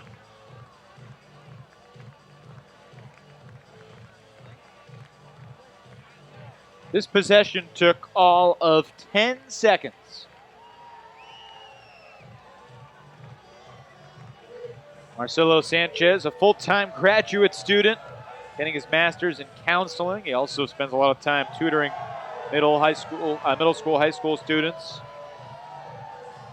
Now, he was one of the guys that the owner of the San Jose Spiders really recruited. You know, at Las Positas College with Sonny Zaccaro and Simon Higgins, and basically at a college tournament, Andrew Zill went up to those guys. He had done his scouting. He'd done his homework. He knew who the top guys in the area were. And Andrew Zill basically went up to them and said, "Okay, let me buy you lunch. Let me tell you about this new adventure." It worked out pretty well for the Spiders owner and for those guys who have become stars at this level. Yeah, Zill, a very sharp guy, sees talent, knows how to put it into use. He's done such a good job with this organization. O'Brien to Simon. Seattle responds, but I mean, that one took 20 seconds. So they took twice as long as San Jose's last goal. Amateurs. Yeah, step up your game, Seattle. 20 seconds. But all kidding aside, I mean, that's just what we've seen all night. Aside from a couple miscues, some good pressure around the disc from Seattle. You know, just for a stretch there during this third quarter here. I mean, it's just been automatic. And you know, honestly, two teams with outstanding offenses and no wind. That's what you should expect. You should expect to see gunslingers out there doing their thing, throwing it to the end zone, hitting tight angles. You know, every throw is available to you in this kind of a weather scenario. A lot of people talk about the Seattle system, whether you're talking about sockeye in the club game or Seattle Cascades Ultimate, new and infused with talent in 2015. And, you know, you talk about their game as small ball, talk about how they have great handler movement with the disc. More than anything, I think they're just great at creating a cohesive unit that's greater than the sum of its parts. And I was chatting about this with Danny Karlinski last year on the verge of Club Nationals last October. And he basically said, we are trying to figure out the number one individual strength of each one of our players. And then figure out a way to work that strength into our system to maximize it. Which is probably not the way a lot of ultimate teams think when they're putting their game plan together. You're absolutely right, and that's a very progressive idea. Deep shot goes up. John Hamm in pursuit for San Jose, and he's got it. I mean, is there ever a doubt when the disc goes up and Sean Hamm is in the frame that he's going to catch a goal? Not tonight. He has just been automatic. And Marcelo Sanchez, for once, throwing the huck, I should say. He throws plenty of goals. Yeah, he leads him in assists all year, but you don't necessarily think of him as a distributor because he's such a dangerous cutter. Yeah, he's so fun to watch. You know, centering pass to Ashland, let's say, and then watch Marcelo work out in the lane. He's so fun to watch. But this is just a raw power shot to the end zone. Sees Hamm, knows what Hamm does when you throw to him, and just puts it on a shelf for him. Wow, I mean, if you can throw like that, knowing what we already know about Marcelo Sanchez, this guy's he's the total package, isn't he? That's 4 goals in the last 73 seconds. Pretty good. Defensive coaches might not be thrilled, but yeah, not a pitcher's duel tonight. Max Scherzer couldn't be here. He's busy trying to get chocolate syrup off himself after he got doused by 3 full cans of chocolate syrup after his near perfecto today in our nation's capital. Yeah, that's pretty fun stuff. I can't imagine. I mean, could you imagine being a couple outs away from a perfect game? No, but I can imagine being the sideline guy doing the interview and then getting your suit ruined by the guy's crazy teammates who are just running into the clubhouse to find anything to dump on everyone's head. Elevation and incomplete. Ashland Joy nearby. Kevin Smith ushered it down, and Joy will pick up for the Spiders. That's a pretty fun matchup to watch. B.J. Sefton going up against Ashland Joy. Both those guys got springs. I think they kind of nullified each other in that one. Underneath, it's Reinhardt. Transplant from Boston. Gets it to Van Arsdale, who's had a nice night on the D-line.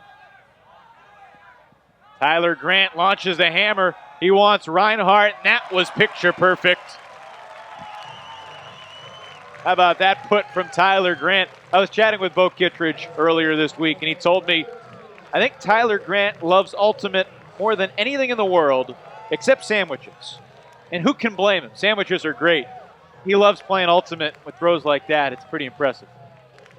It is. He's a guy that I remember back when we were both coming up. He always worked on wrist strength. He had the little gyroscope ball that he'd be working with. He's a gym rat, and he just has so much power behind that wrist. You can see it right here. I mean, he just kind of stands flat-footed and just snaps over this. I mean, he's not even really using his lower body here.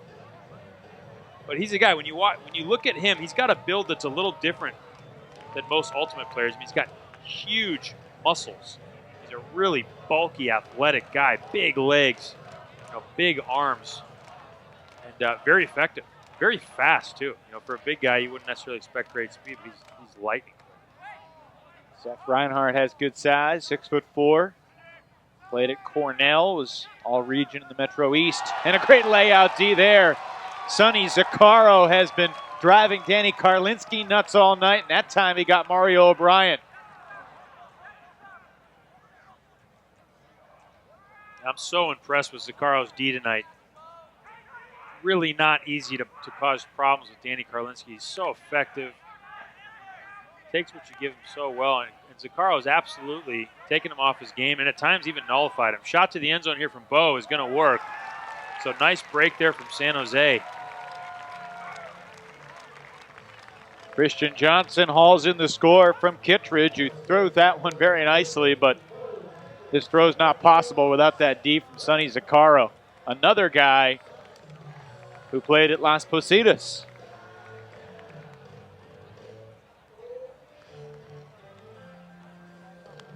When does the deficit become too large for Seattle to think about a comeback? Wow, look at that layout D. Just gets his hand out on. That's Russell. Russell Wynn, I believe, with that D. You're right. I'm sorry. Russell Wynn, not Sonny Zaccaro. My bad, Russell. I think, we're getting into that. We're getting into that kind of a deficit. 7 points when you're playing an away game in San Jose. It's not easy to come back, although it's definitely worth mentioning that, this is a shootout. And the points are going up on the board quicker than we can almost count them. So this might be the kind of night where you get a couple breaks, you're punching them in every 20 seconds. This might be easier than coming back against, say, the Madison Radicals who are throwing a zone against you and playing possession offense. Good thing there's no grass on this field. That would have been down. Playing on field turf here at Foothill Stadium. Sefton double team. We haven't seen a ton of double teams tonight. Wallace throws the flick. Greg Cohen nearby defensively. And the teams both think that they got there first. It was Cohen against Sefton. And it's going to be San Jose's disc. Or that's Smith. Beg your pardon, Smith versus Sefton. Yeah, that's pretty good spirit from Sefton. He says, you know what, you got it. Heck of a play by Smith.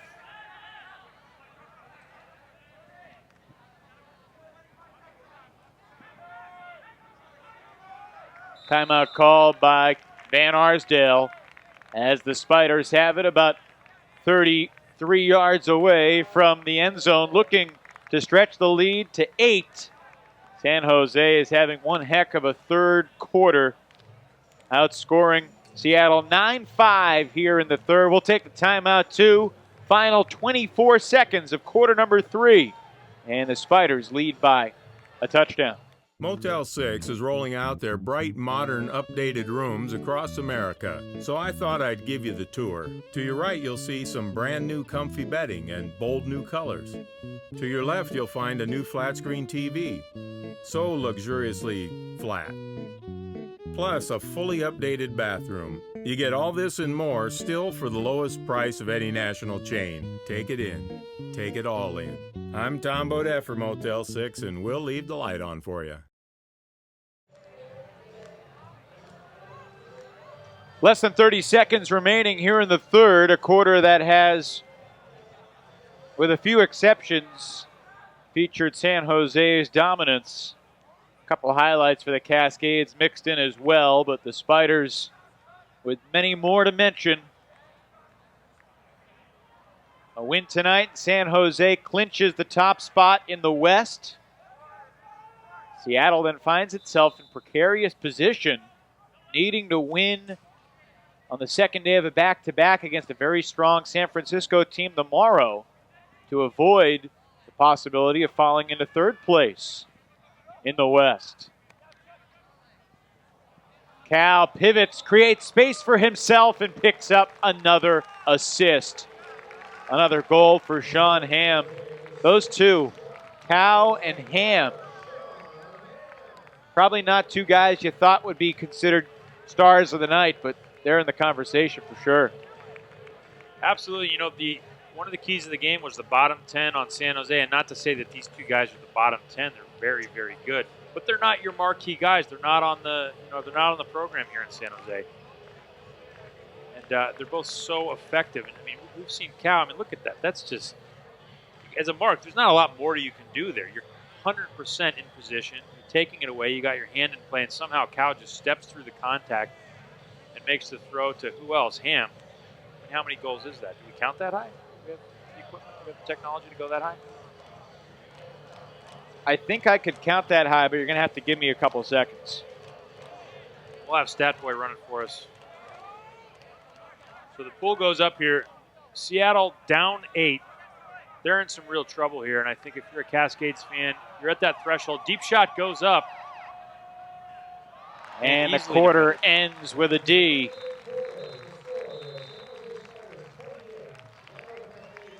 Kelly Van Arsdale's got a couple goals. Add that interception to his Saturday night ledger. Last week, the Spiders overcame a 9-goal deficit to send it to overtime. Seattle's looking at an 8-goal gap as they try to stretch this game and make it tight late tonight. 28-20, San Jose leads at the end of 3.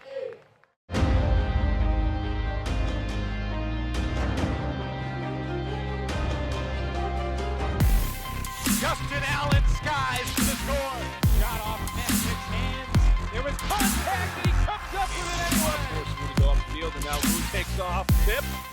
Whoa, right in front of Fox. Powell. Full extension to keep the possession alive. The separation speed from Beaufort Kittredge.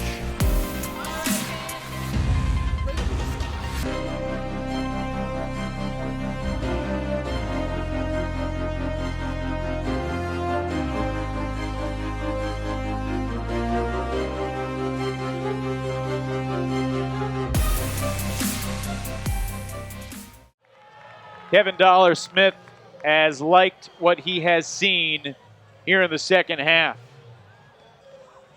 Really, throughout the game. It was 11-8 San Jose after 1. Teams played even 7-all in the second quarter, but in the third, 10-5 in favor of the Spiders. Yeah, pretty decisive action from San Jose there. Kevin Smith getting the D deep on Sefton. Sefton comes around on it and says, you know what, I think he did get first contact, or did get the first catch there. Look at that, incredible. That layout from Russell Wynn.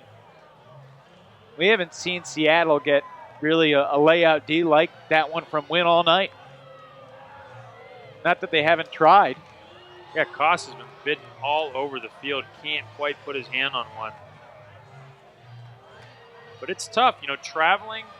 I think, if anything, the reason home court advantage is so important is because you sleep in your own bed, you get up and you go out and you play. It makes such a difference to not be flying in, figuring out where your hotel is, sleeping in a bed that's not yours, getting up and playing in a field that you're not used to. But all those unfamiliar items weigh on the brain and tire the body out.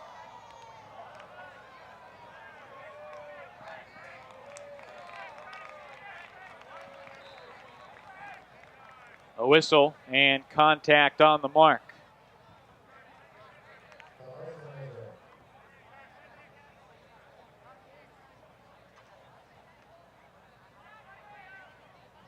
So Cassidy Rasmussen a little too aggressive on the mark there.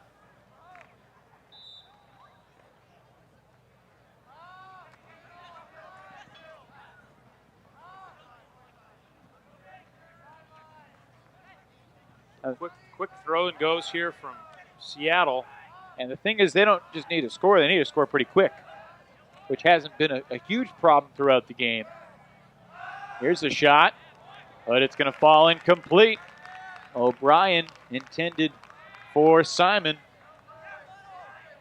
Not an easy one to throw to there. Simon being played very well by Russell Wynn, a guy who we know can bid. Tried to muscle it in anyway, though. So here's San Jose right where they want to be. They're up 8. Seattle's starting to panic. Foul on the mark, going to be 10 yards for Russell Wynn to tap it in here. If you're San Jose, you're thinking, let's close this thing out. We score here, play them tight the rest of this game. We can go home with a W tonight. And actually, they punch their ticket, don't they? They've already clinched a playoff spot. This would wrap up the number 1 seed in the West and home field advantage all through the AUDL playoffs. Rasmussen may have been bumped from behind by Rader, but no call, and it'll be Seattle's disc. I got a question for you about the whole league playoff picture. You might argue that the 2 hottest teams in the league are currently not in playoff position. Out west, San Diego, which beat Vancouver earlier tonight, 32-28. That's the 5th win in the last 6 games for the Growlers. They're now 5-6 after starting 0-5. Meanwhile, you have the Jacksonville Cannons, who won for the 7th time in their last 8 games earlier today, taking down the Atlanta Hustle at home. Here's a deep shot for Sefton. And Russell Wynn, once again, makes another D. Wow, that was a heck of a bid by Sefton. I didn't even know how he got his hand on it, but he appeared to at least get the first touch from a very precarious position. I'd like to see that matchup a few more times. And Wynn's acceleration to the disc is what I'm stunned by. I think it was kind of illegal how fast his legs were moving there. Yeah, he's a springy guy for sure. Timeout called before this throw. Going to be tracked down in the end zone, but it will not count. Tough break for Tyler Grant. Let's keep it here during the timeout and talk about those 2 teams, San Diego and Jacksonville. San Diego does not control its own destiny, but they've got a favorable schedule to try to make the playoffs, needed to surpass either San Francisco or Seattle, and those 2 teams currently in 2nd and 3rd respectively play tomorrow. Then you have Jacksonville, who by virtue of their win today still control their own destiny. They're going to make the playoffs. They're going to have to win in Atlanta on the 4th of July, a game that you will be there for on ESPN3. Should be an interesting game. And, it's also interesting to think for Atlanta, at that point in the season, do they need to win or not? They're going to have to win. Otherwise, Jacksonville might take their playoff spot. Right. That's how it's setting up, and it's looking like it's going to be a heck of a game. Neither team's going to want to give that one away.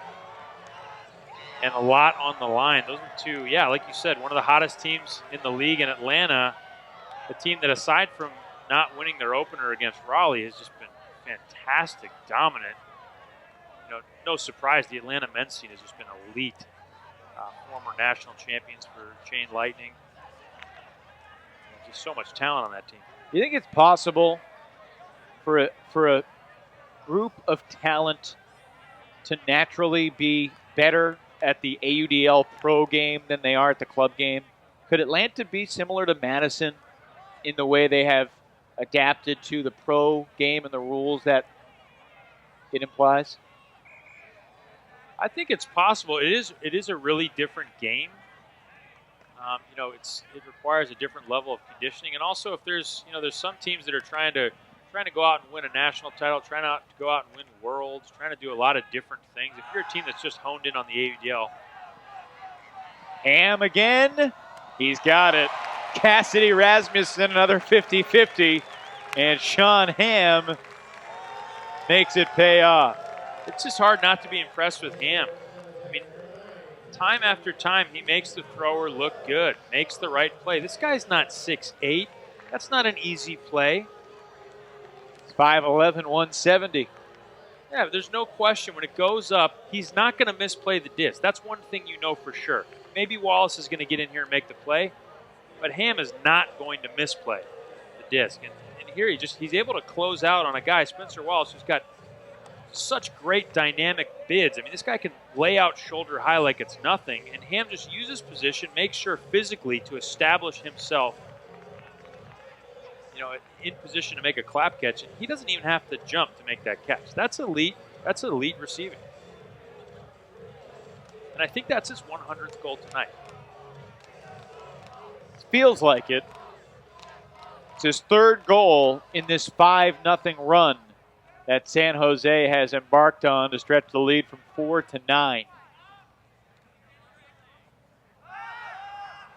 San Jose will get to play offense again as that shot easily finds Murray in the end zone. 29-21.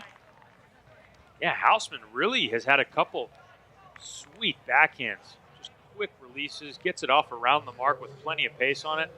No chance at all for the defense there. Very impressed with some of Houseman's deep looks.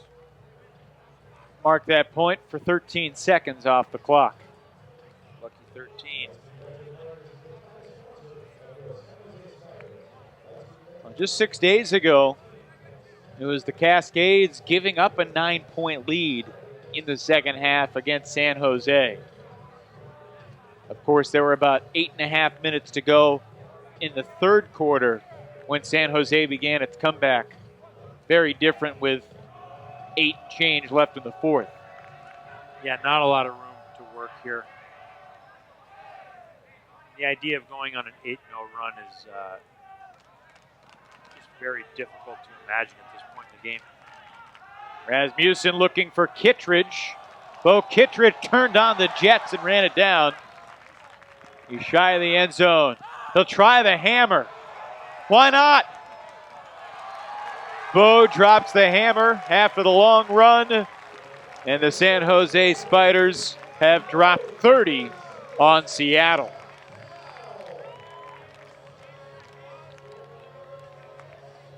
His speed looked pretty good on that play, Evan. I will give you that. This guy's... I think he heard you. I think he did.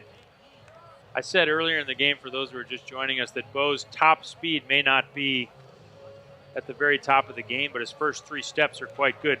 Top speed looked pretty good there. Yeah, I agree with you most often, but I kind of disagree with that sentiment. I will take Bo in a foot race, 100 yards, against pretty much anyone in Ultimate. That's something I would love to see at championship weekend. See a foot race. See an 80-yard run or a 40-yard sprint, something like that. Everybody send a player out and let's see who's got the best wheels in the league.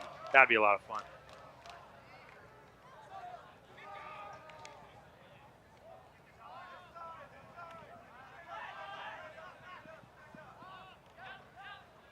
Nice job there by Kevin Smith, stopping Houseman from getting that backhand huck that he's thrown 2 goals with already. Kevin Smith does a good job of just containing that side of the field. You're going to throw a flick. You're going to throw a flick. That's all you got to do.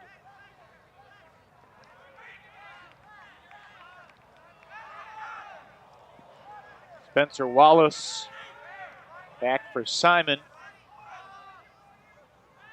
So Wallace cross field, chased by Kevin Smith. Scuber for Hausman, and into the end zone. And Phil Murray tried to give the disc to the referee, who was busy signaling the goal. Yeah, kind of a funny little exchange there. He just pressed it against his chest and released. Barry Sanders style, just score the goal, give it to the official. 30-22. That was kind of funny watching Spencer Wallace. Here we see Phil Murray. Here you go, sir. Would you like this? I'm all set. Standing there like a statue. Yeah. Spencer Wallace looks off a backhand on the other side that looked pretty open and throws this scuba over the top instead. I mean, hey, whatever works. That looks like a much harder throw to me than the backhand to Rader. But Seattle, you know, one thing you can say about the Seattle men's group here, whatever they're doing, they're going to be having fun doing it. They like to play. They like hanging out together. They have a lot of fun. They like the crowd. You know, and even though this crowd isn't in their favor, they're going to be out there having a good time playing the greatest game in the world. Seattle's remaining schedule features San Francisco twice and Vancouver twice. 2 at home, 2 on the road. Kittredge again shows the top speed, lays out, makes the play. So if there was any doubt that this guy's got top speed, let it be established that this guy's at the top of the sport. Full speed layout on a shot that looked overthrown, didn't it? It's hard to overthrow this guy, even though he's going to turn 33 on Tuesday. Our club junior catch of the game.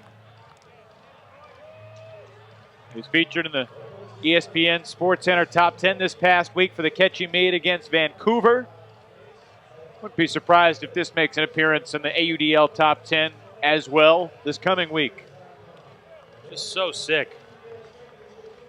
And Bo, when you watch this, I take back everything I said, buddy. Really incredible. This is a guy that, you know, was in the Olympic trials in the 400 meters. Just a freak athlete. Great running technique. And somehow is just getting better and better with age. What does Bo Kittredge do for a living? Well, he's written children's books for many years, and now he's busy working on a video game, which he hopes to have more information out publicly about soon. Told me a little bit about it this past week, and an iPhone or iPad type video game. He's hired all sorts of programmers and an artist and an animator. He's very excited about it. Seattle with a quick counter. Gets it back within 8 with 6.5 minutes to go. This, by the way, the third time this year that San Jose has scored 30 or more goals. Their first time doing so since April. San Jose, partly because of some windy nights, partly because of some of their own mistakes, their offense wasn't necessarily clicking on all cylinders throughout the season. They were injured, they were banged up, missing some guys in action, but tonight, Kevin Smith told me before the game, they're as close to his full strength as they've been all season long, and you can see it. They're pretty scary offensively. They are. They're dialed in, and this is a team that made their living on offense last year. I think they've probably gotten better on defense. You know, having guys like Sonny Zaccaro, Russ Wynn, Cassidy Rasmussen out there just causing trouble on the defensive side of the disc. It's almost unfair. They lost some of those Santa Barbara guys like Silverman and Bacon to pick up these three, and they are really rolling.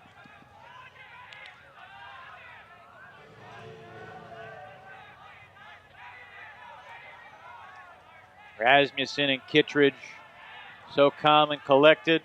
Here's Smith, and he'll air it out.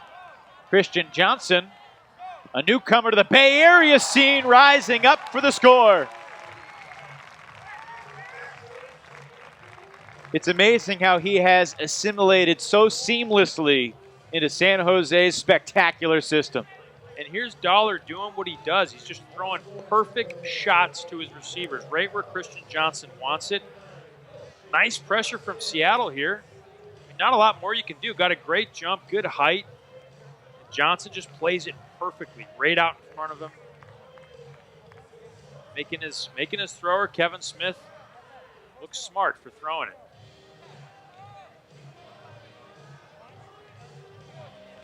Here we see again that IO backhand release from Kevin Smith. You put a flat mark on him because you know he wants to huck. But he's able to step out, and not just step out, but get it out there with some shape. Keep it flat. He's not throwing a blade out around. He's not throwing a low percentage shot that's blading into his receiver's hands. He's putting it out there to space with some touch on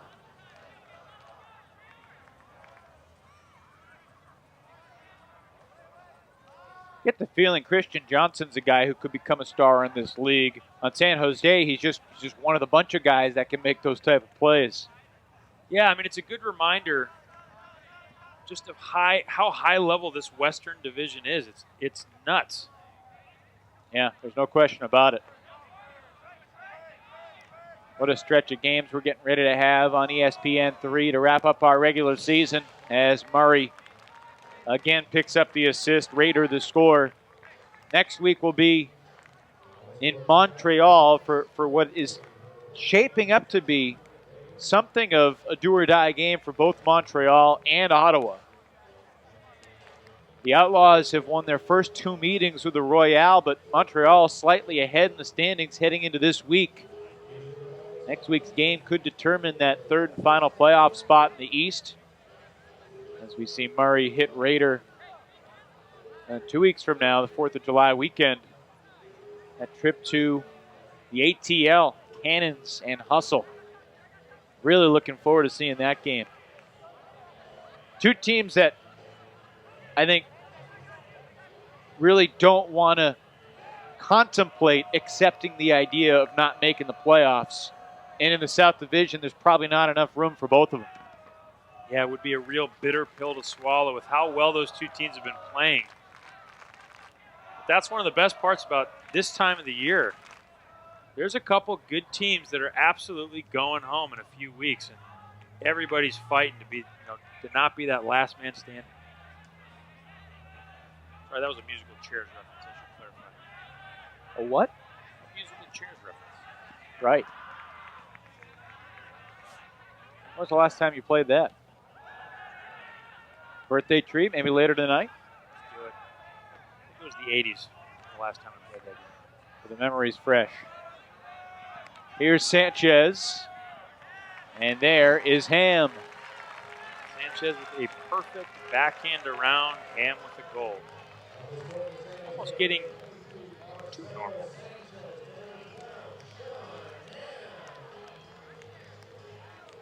What a second half for Sean Ham.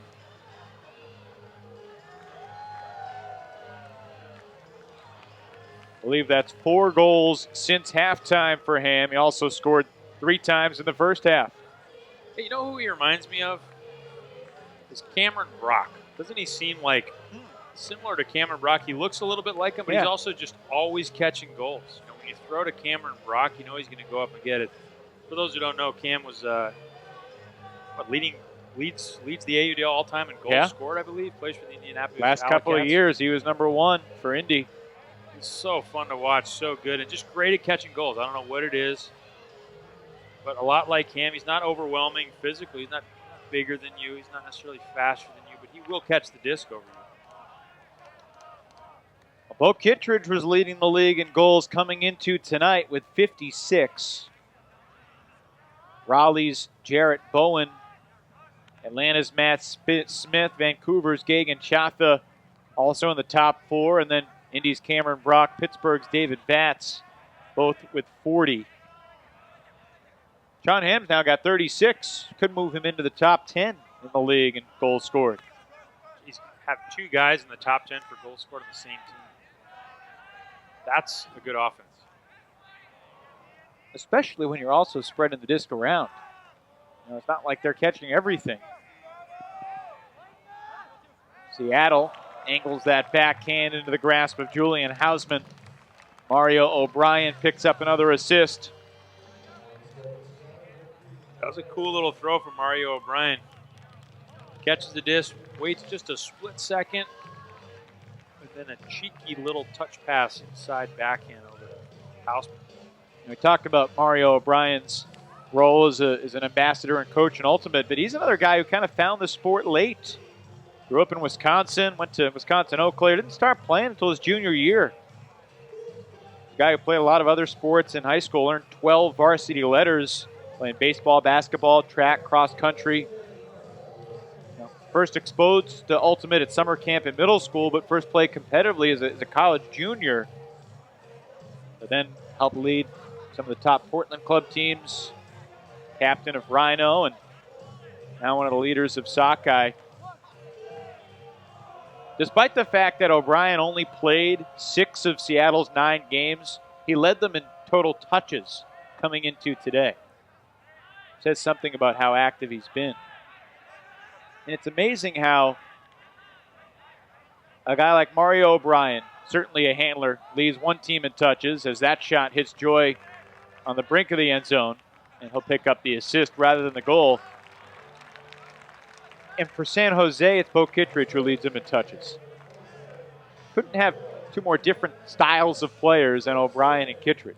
Yeah, maybe that tells you a little bit about how both these offenses are very effective, but they really are very different offenses. You can see how Mario O'Brien constantly in the middle, constantly with those little give-goes. On that last play, we saw him cut for the little lefty backhand break and then throw the goal. That's a very different kind of a cut than the one that you're going to see a guy like Bo Kittredge making. He's generally doing better out in space, downfield, where he can use his speed and his size. So it's two guys doing what they do best, taking the gifts they've been given and using them. Another goal for Christian Johnson, as Chuck Cow nearly got another assist. Wow, that was close. So, Chuck, you're Seattle. And after this game, you know that if you make the playoffs, you're going to have to come back here to try to advance in the West. It's a pretty powerful statement that San Jose has made tonight. Yeah, it's got to be a little unnerving if you're Seattle. They are missing Ray Ilian, who's, I believe, their leading goal scorer. So they'll have a couple pieces that they don't have tonight, but you don't want to go down and you don't want to lose by 10 tonight. And that's kind of what it's looking like is going to happen. Yeah, they're also without Donnie Clark, Allie Lennon, Mike Caldwell, Sam Harkness, among others.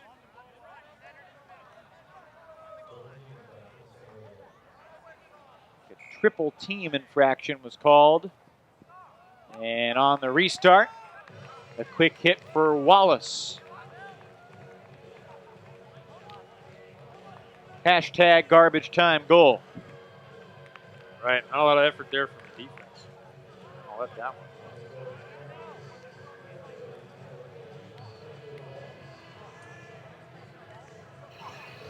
Wallace just breaking free. And it's 34-26 now. What a difference a week makes in terms of narrative and storyline. Last week, Seattle exploded to the 9-point lead on San Jose in the first meeting between these two powerhouse squads. San Jose came back, forced overtime, but Seattle scored the only 2 goals in the extra session. The conversation was very much, the Seattle team looks like a real threat.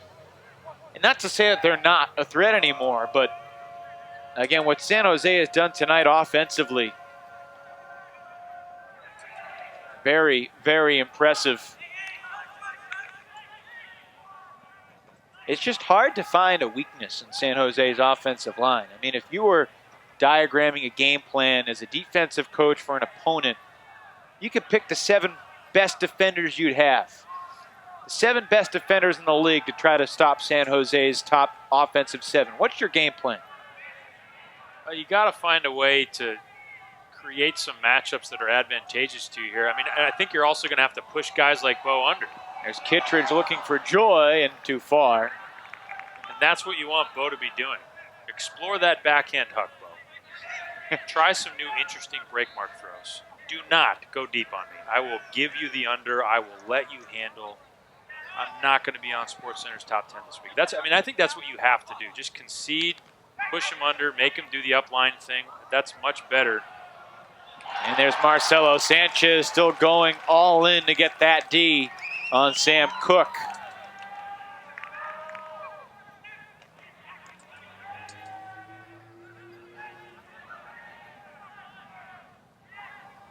Sliding grab by Johnson. San Jose in no particular hurry here.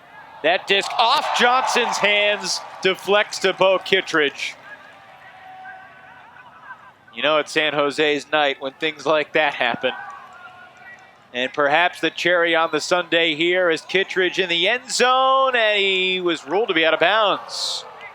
That was very close. Yeah, he was dragging that foot. Looks like he didn't quite have it in. Obviously, the referee had a much better angle on the play than we did. We're going to give you the ESPN 360 rotational view here. Let's see it. Chuck's analysis will be the 360-degree angle for sure. Oh, wow. Looks like the foot came up. Let's see if we can see when he caught it. It's about as close as it gets. Now we're going to pause and rotate. Does he have it there? No. Maybe there? Ooh, that's in, isn't it? That's pretty close, but I think he just got it. Reminds me of a play we saw up in Toronto last year with Toronto and Rochester, where I think Megan and I both agreed that it wasn't a goal until our production crew proved us wrong with just incredible camera work. Yeah, great job by our camera crew tonight. They got that angle perfect.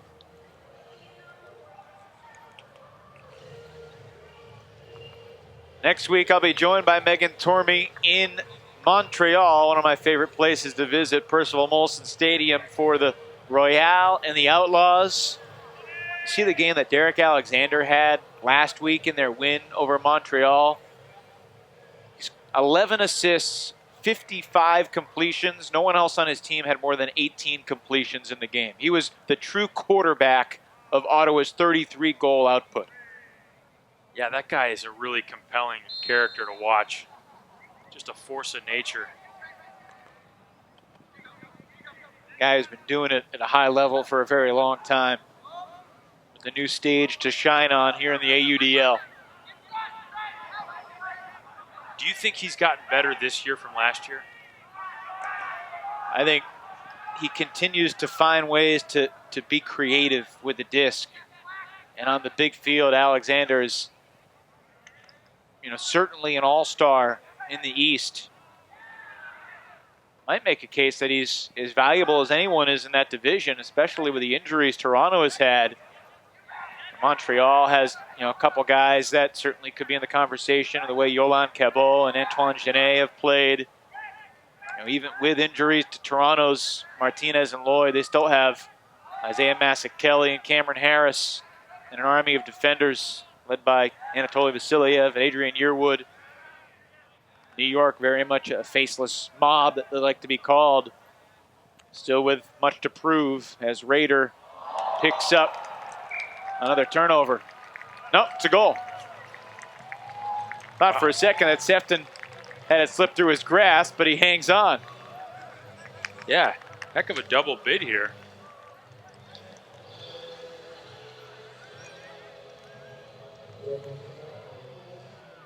So Rader does pick up the assist.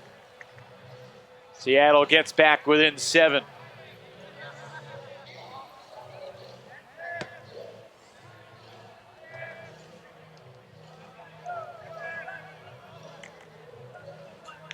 The Cascades are going to slip to 6-4 tonight.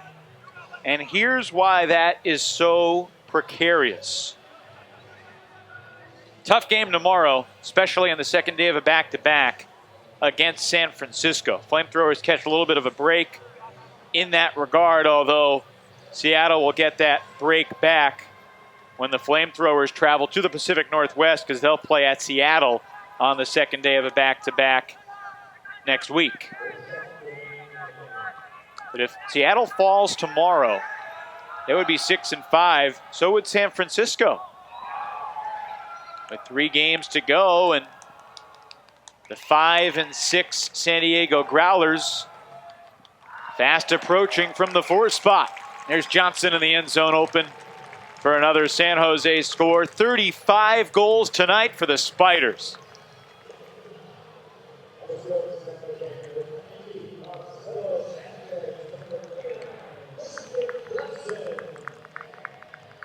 Tyler Grant with a big outside in flick. Johnson with another Blady flick. And then Sanchez to Johnson. Offensive fireworks tonight from San Jose. Those two guys very much a part of it.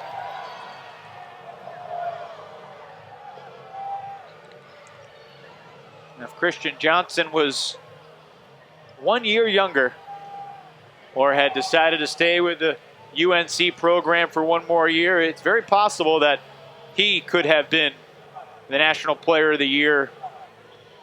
In college this year, they had so much talent. Jonathan Nethercutt won the National Player of the Year award. The Callahan has for the second consecutive year. A college player won the National Player of the Year award and the title the same season, Mickle and Nethercutt. Final score goes to Phil Murray for Seattle. And that will do it. Hausman to Murray. And the final tally will be 35-28. Much more high scoring than any 49ers Seahawks game we've seen recently.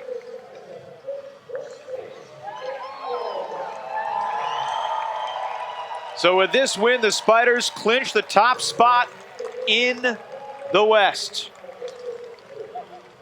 The road to the championship very much goes through San Jose all the way to the title game. 35-28 the final. Chuck Kindred is down on the field with the player, coach, captain, leader of the San Jose Spiders, Kevin Dollar-Smith. All right, I'm here with Kevin Smith. Kevin, great game from you guys. You were very effective with the disc.